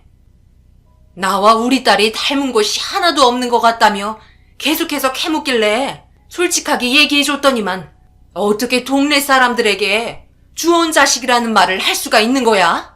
제정신이야? 나랑 나이도 같아서 친구처럼 지내고 싶었는데 주온 자식이라니? 우리 딸은 내가 마음으로 낳은 자식이야. 말 함부로 하지 마. 낳은 정보다 기른 정이 더 크다는 거 몰라? 아유, 알겠어. 내가 입방정 떨었네. 입 조심할게. 나는 하도 불쌍해서 동네 사람들이 혹시라도 도움을 줄까 해서 알려준 것뿐인데 상처받았다면 내가 사과할게. 그러니 마음 풀고 우리 다시 예전처럼 돌아갈 수 있는 거지? 미용실 아줌마의 말은 저에게 엄청난 충격과 상처를 주게 되었고 새로운 지역에서 다시 한번 잘 해보고 싶었는데 소문은 학교에까지 퍼지면서 저와 친하게 지내던 아이들까지 전부 안 좋은 시선으로 바라보게 되었고 이런 일로 인해 학교에서 따돌림을 당할 정도로 놀림의 대상이 되고 말았습니다. 누구 하나 제 편을 들어주는 친구들은 없었어요. 이유는 제 편을 들어주게 되는 순간 저와 똑같은 처지에 놓일 것 같다는 두려움 때문에 섣불리 나서주질 못하는 것 같았고 결국 이 문제로 스트레스를 상당히 많이 받으며 학창시절을 보내게 되면서 제 성격도 많이 변하게 되었습니다. 어머님, 지금 시기가 얼마나 중요한지 모르시는 것 같은데요. 다른 아이들은 자기가 원하는 대학 가려고 정말 열심히 공부하고 있는데 지영이는 그런 학생들에게 피해를 주고 있으니 저희도 참 난감한 입장입니다. 다른 학부모에게 항의까지 오고 있어요. 집안 환경도 좋지 않은데 고아원 출신이라 그런지 성격이 특이하다며 같은 반 아이들이 정신적으로 꽤나 힘들어하는 것 같습니다. 서로 의견이 맞지 않는 것 같아서 다수의 의견을 따르기로 저희 선생들끼리 모여 회의를 했는데요. 아무래도 지영이가 전학을 가는 게 서로 좋을 것 같다는 생각이 저희 학교 측 입장입니다. 반 학생들 또한 같은 의견을 주고 있고요. 저희도 이런 결정을 하는 데 있어 쉽지 않았으니 이해 부탁드릴게요. 선생님의 말에 너무 화가 난 저는 학생들이 단체로 저를 따돌리며 괴롭힌 거라고 얘기했지만 한 명의 의견보다 다수의 의견을 따른 선생은 저를 고려해주지 않았어요. 재력이 많은 학부모의 말을 오히려 귀 기울여 듣게 되었네요. 엄마는 듣고 있다가 화가 치밀어 올랐는지 선생님 옆에 있던 물컵을 들어 얼굴에 뿌리며 화를 내셨어요. 지영이는 같은 반 학생 아니냐며 충분히 대화해봤냐고 큰소리치자 아무 말 없이 고개를 돌렸고 엄마는 진정으로 도움을 필요로 하는 학생에게 등 돌리는 선생은 진정한 선생이 아니라며 이런 학교 보낼 마음 없다면서 제 손을 잡고 학교에서 빠져나왔습니다. 그때 정말 많은 눈물을 흘리고 말았어요. 아빠가 저희 곁에 함께 있었다면 아무도 저희를 얕잡아 보거나 비웃지 않았을 텐데 사회는 자기 눈앞에 보이는 현실만 믿고 있었고 자기에게 불이익되는 부분들은 전부 쳐내려고만 했어요. 엄마는 제가 상처받지 않게 하려고 좋은 말만 해주며 안아주셨고 그렇게 또 다른 곳으로 이사를 하게 되었습니다. 그렇게 또다시 새로운 지역에서 시작된 삶은 그 누구에게도 의지하지 않았고 감정을 나누지도 않았습니다. 동네 주민들에게도 항상 거리를 두고 학교 친구들과도 친하게 지내려 하지 않았어요. 그렇게 해봤자 결국 엄마와 저에게 상처로 돌아오게 되었으니까요. 저희가 예상했던 대로 먼저 다가가지 않으니 다가오지도 않았고 아무런 문제 없이 시간이 흘러 고등학교를 졸업할 수 있었습니다. 졸업을 하자마자 엄마의 일을 본격적으로 도와주기 시작했어요. 하지만 힘든 일을 시키는 엄마의 마음이 불편하셨는지 자격증 시험을 보거나 제가 하고 싶은 일을 하길 바라셨고 난생 처음으로 이 문제 때문에 엄마와 다투게 되는 날이 생기고 말았네요. 그동안 엄마의 의견을 따랐지만 이번만큼은 달랐어요. 지영아, 그동안 엄마가 배운 게 없고 너희 아빠랑 분식집 말고 해본 게 없어서 너에게 도움이 될 수 있는 일들이 아니라 미안하구나. 그동안 엄마 옆에서 지켜보며 도와줘 봤잖아. 분식집 일이 손도 많이 가고 정말 쉬운 게 아니란다. 그런데 너에게까지 이 일을 시키고 싶지 않아. 그동안 해보고 싶었던 일을 하는 게 좋을 것 같은데 자격증을 준비해보는 건 어때? 그래도 나라에서 지원해주는 것들도 많이 있잖아. 너희 아빠와 엄마는 지영이 너를 처음 보육원에서 입양했을 때 물 한 방울 안 묻히고 항상 밝은 웃음만 주게 하고 싶어 데려왔는데 오히려 너에게 불행만 안겨줘서 정말 미안하다. 더 좋은 사람에게 입양됐다면 지금보다 나은 삶을 살고 있을 텐데 너의 인생을 엄마가 망친 것 같구나. 엄마, 또 그 얘기예요? 이제 그만하세요. 제가 항상 뭐라고 그랬어요. 제 마음은 변화된 거 하나 없이 저를 이렇게 잘 키워주신 아빠와 엄마한테 항상 감사하게 생각하고 있어요. 만약 다른 곳으로 입양을 갔어도 지금처럼 행복하지 못했을 거예요. 그리고 지금 엄마 몸 상태를 봐봐요. 어디 하나 성한 데가 없잖아요. 어제도 저 몰래 병원 다녀오셨죠? 지금 저희 빚도 많이 남아있는데 언제 자격증 따서 취직하고 이래요. 그 전에 엄마가 먼저 쓰러지겠어요. 저도 이제 성인이고 제 삶을 선택할 의무가 있다고요. 그리고 저는 엄마 옆에서 같이 분식집 운영할 거예요. 그러니 더 이상 아무 말 하지 마세요. 엄마는 자신 때문에 제가 힘든 인생을 살아가는 것 같아 항상 죄책감에 시달리셨어요. 저는 단 한 번도 그런 생각을 해본 적이 없었는데 그런 생각을 가지고 계시니 마음이 좋지 않았습니다.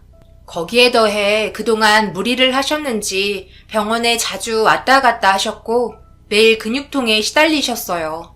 그런 모습을 지켜보고 있는데 어찌 안 도와드릴 수 있겠어요. 당장 저희가 먹고 살아야 하는 수단이고 돈을 놓을 수 없는 환경이었는데 이것마저 무너진다면 더욱더 삶은 힘들어지는 거였고 자칫하다간 길거리에 나앉아야 할 정도로 어려웠습니다. 빚을 갚는 게 이렇게 힘들 거라고 생각하지 못했었어요. 열심히 벌은 돈 천천히 갚아 나가면 될 것 같았는데 다른 부수적인 것들에도 지출이 많아 빚이 줄어드는 걸 체감할 수 없었어요. 그렇게 엄마와 함께 분식집을 이끌어가며 열심히 살아가던 도중 걸어서 갈 수 있는 거리는 배달도 했었기 때문에 엄마가 포장해준 분식을 들고 배달한 뒤 돌아왔는데 저희 분식집에 사람들이 몰려 있었고 무슨 일이 있는 것 같아 서둘러 분식집으로 향하니 엄마가 들것에 실려 구급차에 올라탔고 너무 놀라 무슨 일이냐고 물어보자 음식을 주문했던 손님이었는지 갑자기 쓰러지셔서 119에 신고했다며 상황을 설명해 주었고 급하게 구급차에 함께 올라탔어요. 병원에 도착해 검사실로 들어간 엄마가 나올 때까지 초조하게 기다리자 의사가 먼저 걸어 나왔고 떨리는 목소리로 어떻게 된 건지 물어본 순간 가슴이 철렁 내려앉아 버렸습니다. 엄마는 충격적이게도 뇌종양이 있었고 혹이 조금씩 자라고 있다며 입원을 해서 당장 수술을 진행해야만 한다는 절망적인 진단 결과에 그동안 힘들게 참고 있었던 눈물이 터지고 말았어요. 정신을 차린 엄마는 약 먹으면 괜찮으니 걱정하지 말라고 얘기했지만 의사는 약은 발작이나 통증을 완화시켜주는 거지 치료해주는 목적으로 드리는 게 아니라며 당장 수술을 권장했어요. 엄마마저 잃게 된다면 저 또한 더 이상 살아갈 수가 없을 것 같아 당장 입원을 하길 바랬지만 입고 계신 옷을 추스리며 자리에서 일어나셨고 당황스러운 표정을 보인 저를 보며 아무 말 없이 안아주셨습니다. 그리고 병원을 나와 분식집으로 향했고 입원하라는 제 말은 전혀 듣지 않았네요. 그날은 엄마도 많이 힘들었는지 분식집을 정리하고 집으로 돌아왔고 아무 말 없이 저녁을 준비하셨습니다. 지금 저녁 먹을 상황이에요? 의사가 당장 병원에 입원해서 수술해야 한다고 얘기하잖아요. 그런데 왜 이렇게 막무가내로 나오시는 거예요? 엄마마저 떠나면 앞으로 저 혼자 어떻게 살아가라고요? 제발 병원에서 하자는 대로 입원하면 안 돼요? 지금 빚이 얼마인데 입원을 하라는 거야. 수술비는 어떻게 하고? 우리가 지금 그런 상황이 아니잖아. 지금 나까지 잘못됐는데 치료하겠다고 병원에 들어갔다가 너희 아빠처럼 세상 떠나면 모든 게 전부 너한테 돌아갈 텐데 나는 너에게 더 이상 짐을 주고 싶지 않다. 뇌종양 수술비가 얼마나 비싼 줄 알아? 우리는 보험 들 돈도 없어서 아무런 혜택도 받지 못한다고. 그럼 분식집 내놓으면 되잖아요.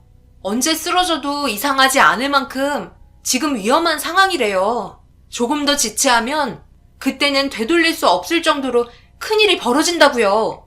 엄마까지 떠나시면 저도 더 이상은 살아갈 이유가 없으니까 알아서 하세요. 입원을 하던지 아니면 같이 세상을 떠나던지 둘 중 하나만 선택하세요. 엄마, 나 결혼하는 건 봐야 하지 않겠어요?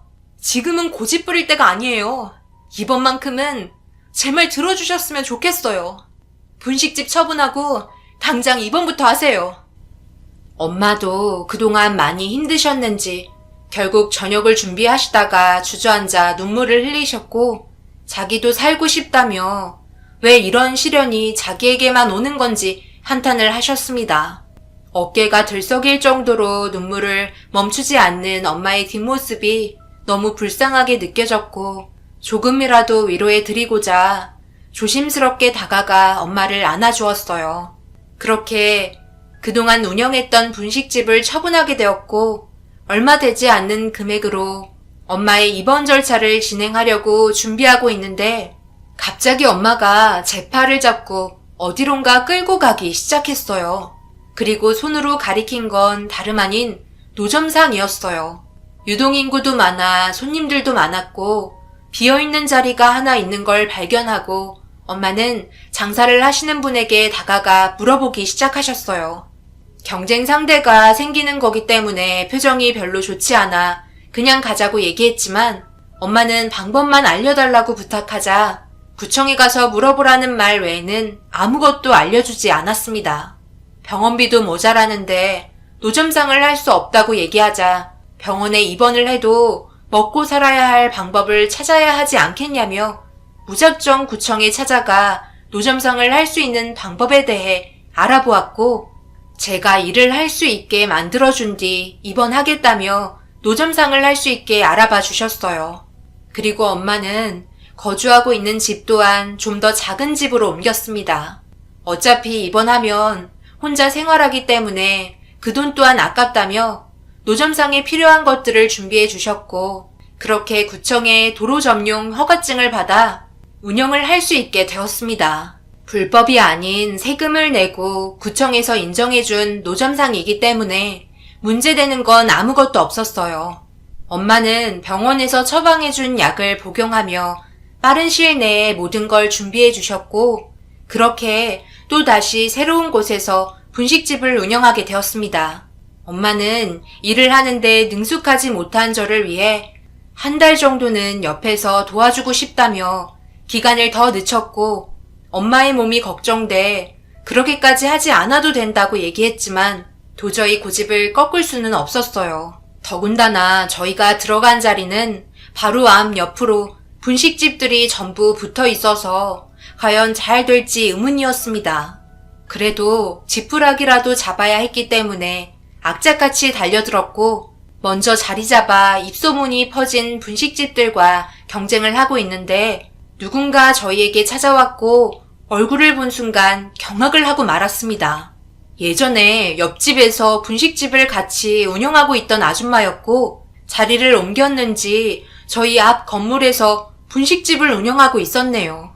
난감한 상황에 또 이상한 소문이 퍼질 것 같아 걱정되었고 저희를 보며 날카로운 말을 꺼내기 시작했네요. 세상 참 좁네. 여기에서 만나게 될 거라곤 전혀 생각하지 못했는데 이런 악연이 또 있을까? 그런데 노점상에서 분식집 운영하는 걸로 봐선 형편이 좋아지지 않았나 봐. 하기야 우리 남편이랑 바람 피워놓고 잘 살길 바란 건 아니지? 저기요, 말이 너무 심하신 거 아니에요? 저희 엄마가 왜 그쪽 아저씨랑 바람을 피워요? 두 눈으로 보셨어요?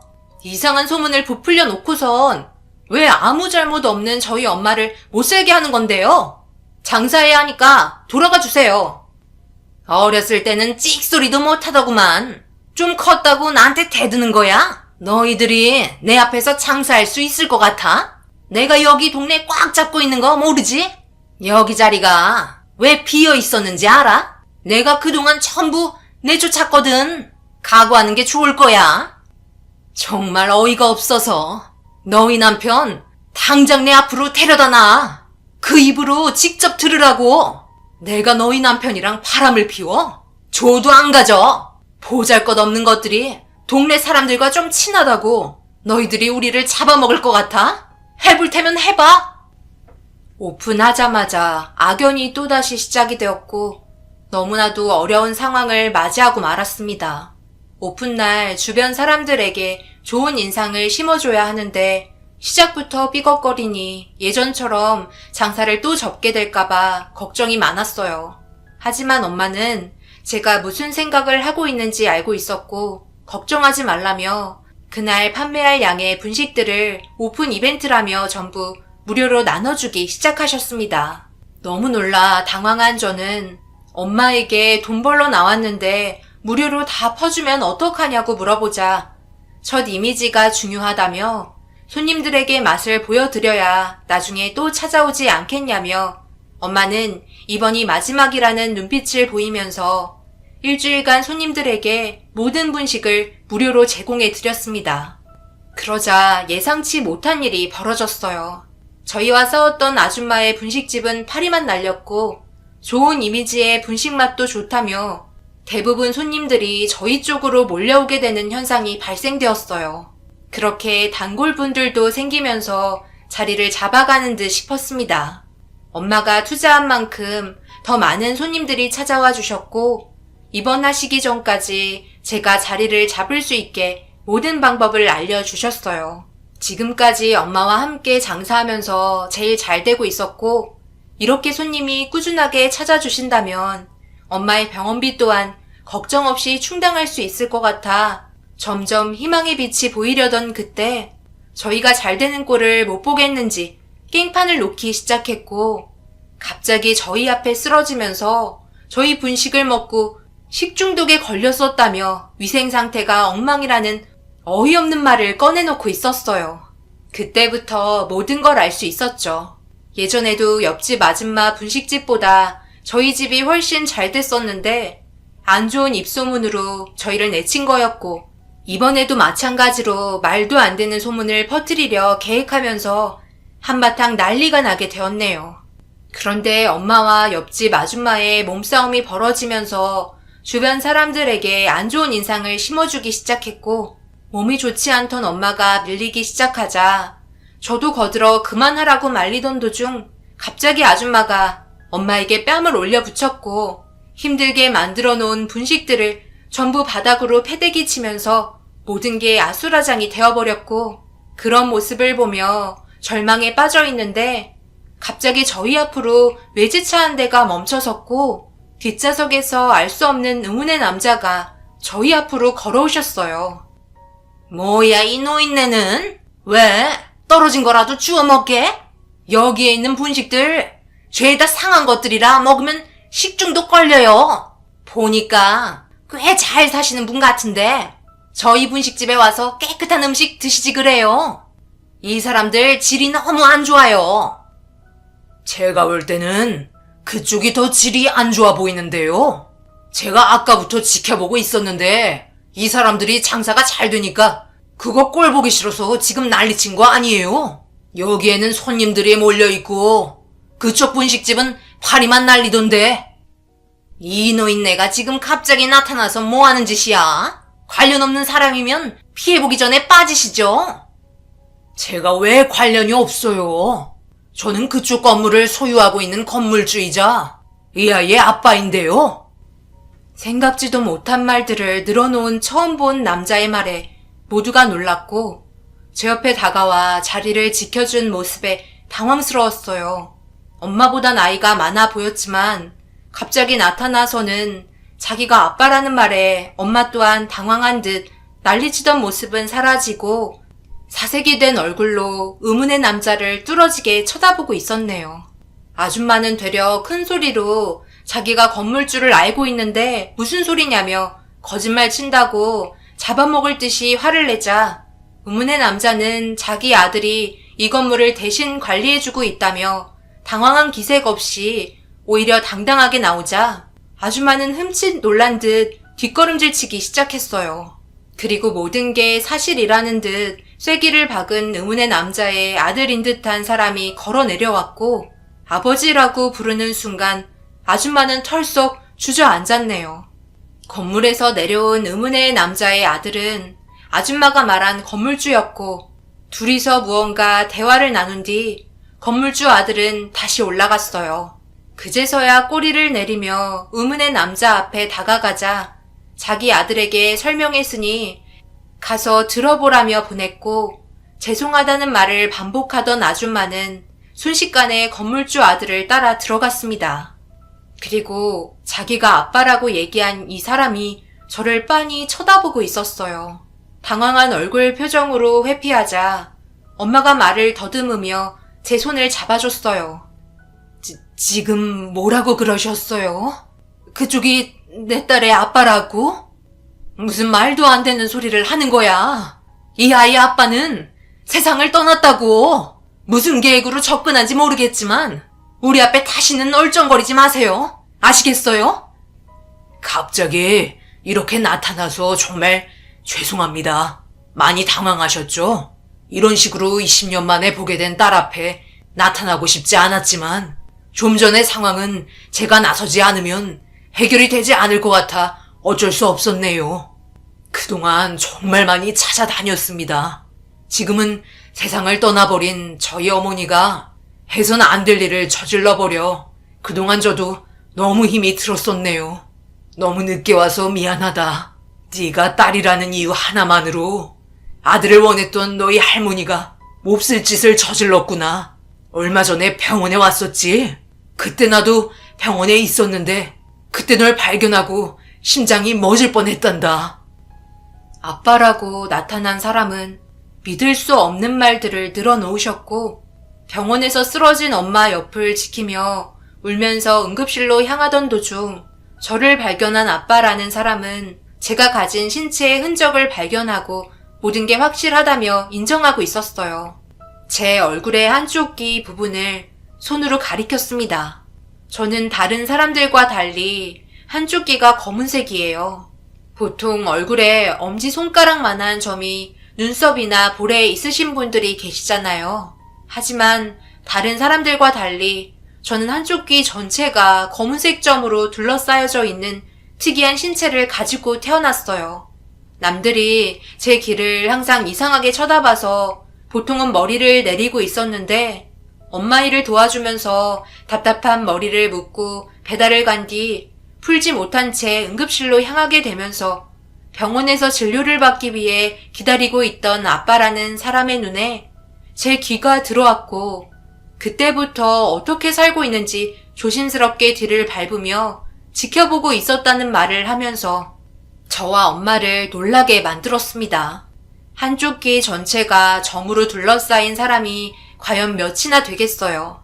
그래서 확신을 하고 있었다며 느낌으로도 자기 딸인 걸 알겠지만 확실하게 하고 싶어 유전자 검사를 원하셨어요. 말하지 않으면 모르는 고아라는 사실까지 전부 알고 있는 걸 봐선 점점 의심이 되지 않았고 제 손을 잡고 있던 엄마의 손은 떨리고 있었어요. 엄마는 절대 데려갈 수 없다고 눈물을 보이셨고 아빠라는 사람은 절대 그렇게 하지 않을 거라며 친자 확인만 하게 해달라고 부탁하셨어요. 엄마도 저를 낳아준 부모의 존재는 알아야 할 것 같다고 얘기하셨고 그렇게 제 머리카락의 일부분을 잘라 건네주게 되었어요. 아빠라는 분은 자신이 거닐고 있던 직원들을 시켜 널브러진 분식들을 같이 치울 수 있게 도와주셨고 급한 일이 있어 나중에 다시 오겠다며 엄마에게 명함 한 장을 준 뒤 차를 타고 사라지셨어요. 너무 갑작스럽게 일어난 일이라 당황스러웠고 엄마의 얼굴은 많이 굳어 있었습니다. 제가 떠날까봐 두려워하는 것 같았어요. 그런 엄마를 안심시켜주며 그날은 장사를 할 수가 없어 일찍 집으로 돌아갔네요.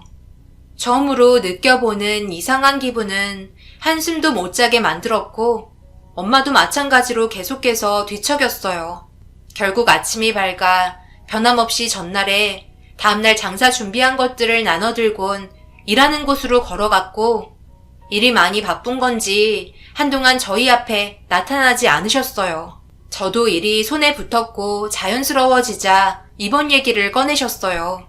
그렇게 다음날 엄마는 병원에 입원을 하기 위해 저와 손을 잡고 걸어가고 있는데 갑자기 저희 앞에 차가 멈춰서 문을 열고 나온 사람은 아빠라고 얘기하신 분이었고 한쪽 손에는 서류 봉투 하나를 들고 있었네요.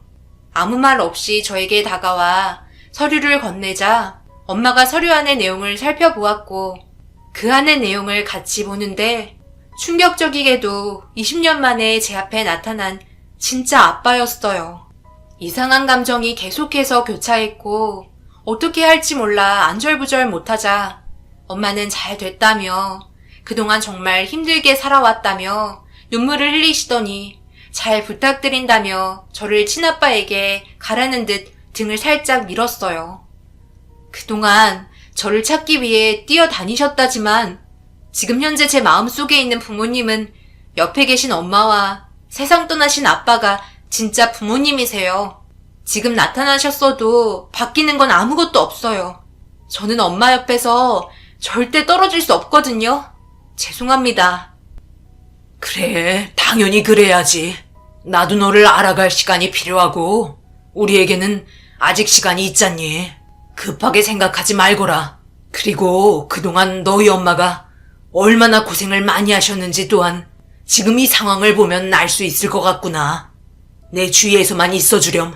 아무것도 바라지 않을 테니 그냥 내 앞에서 살아있다는 것만 알 수 있게 해줬으면 좋겠구나.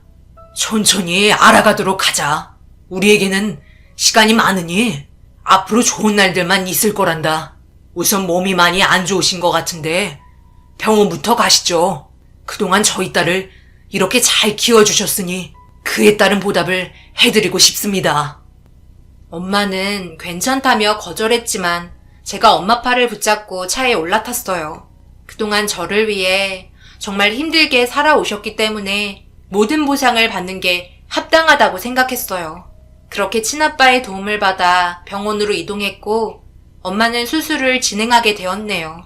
다행히도 엄마의 수술은 너무 잘 되었고 병원에서 충분한 휴식을 취한 뒤 더 이상 아프지 않은 몸으로 돌아오셨어요.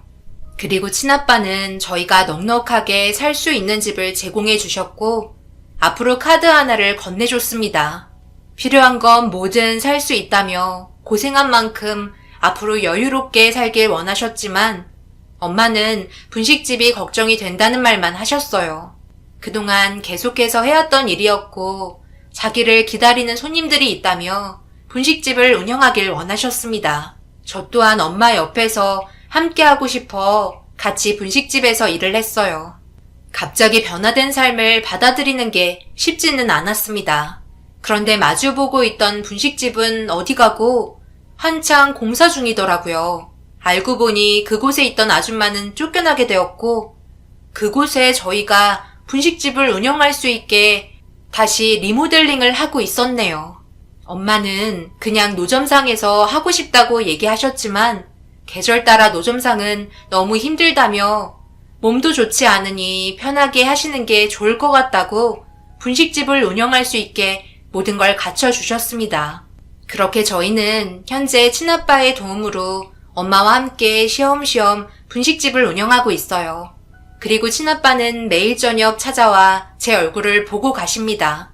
아직까지 아빠라는 말이 입 밖으로 나오지 않았지만 정말 감사하고 끝까지 저를 찾아주셨다는 점에 대해 항상 고맙게 생각하고 있어요. 저도 친부모의 존재가 궁금하긴 했었으니까요. 안타깝게도 친엄마는 세상을 먼저 떠나셨다는 말을 듣게 되었지만 그래도 친아빠의 존재로 인해 엄마와 제가 숨을 쉴 수 있게 되어서 정말 다행이라 생각합니다. 그동안에 갚지 못했던 빚들 또한 전부 갚아주셨네요. 저희 행복해도 되겠죠? 그동안 정말 힘들었는데 이런 도움 받아도 되는 거겠죠? 지금은 어색하지만 조금씩 용기 내서 언젠가 아빠라고 꼭 불러보고 싶네요. 제 사연 들어주신 분들 항상 행복하시고 좋은 일 가득하시길 바라며 언제나 응원하겠습니다. 감사합니다.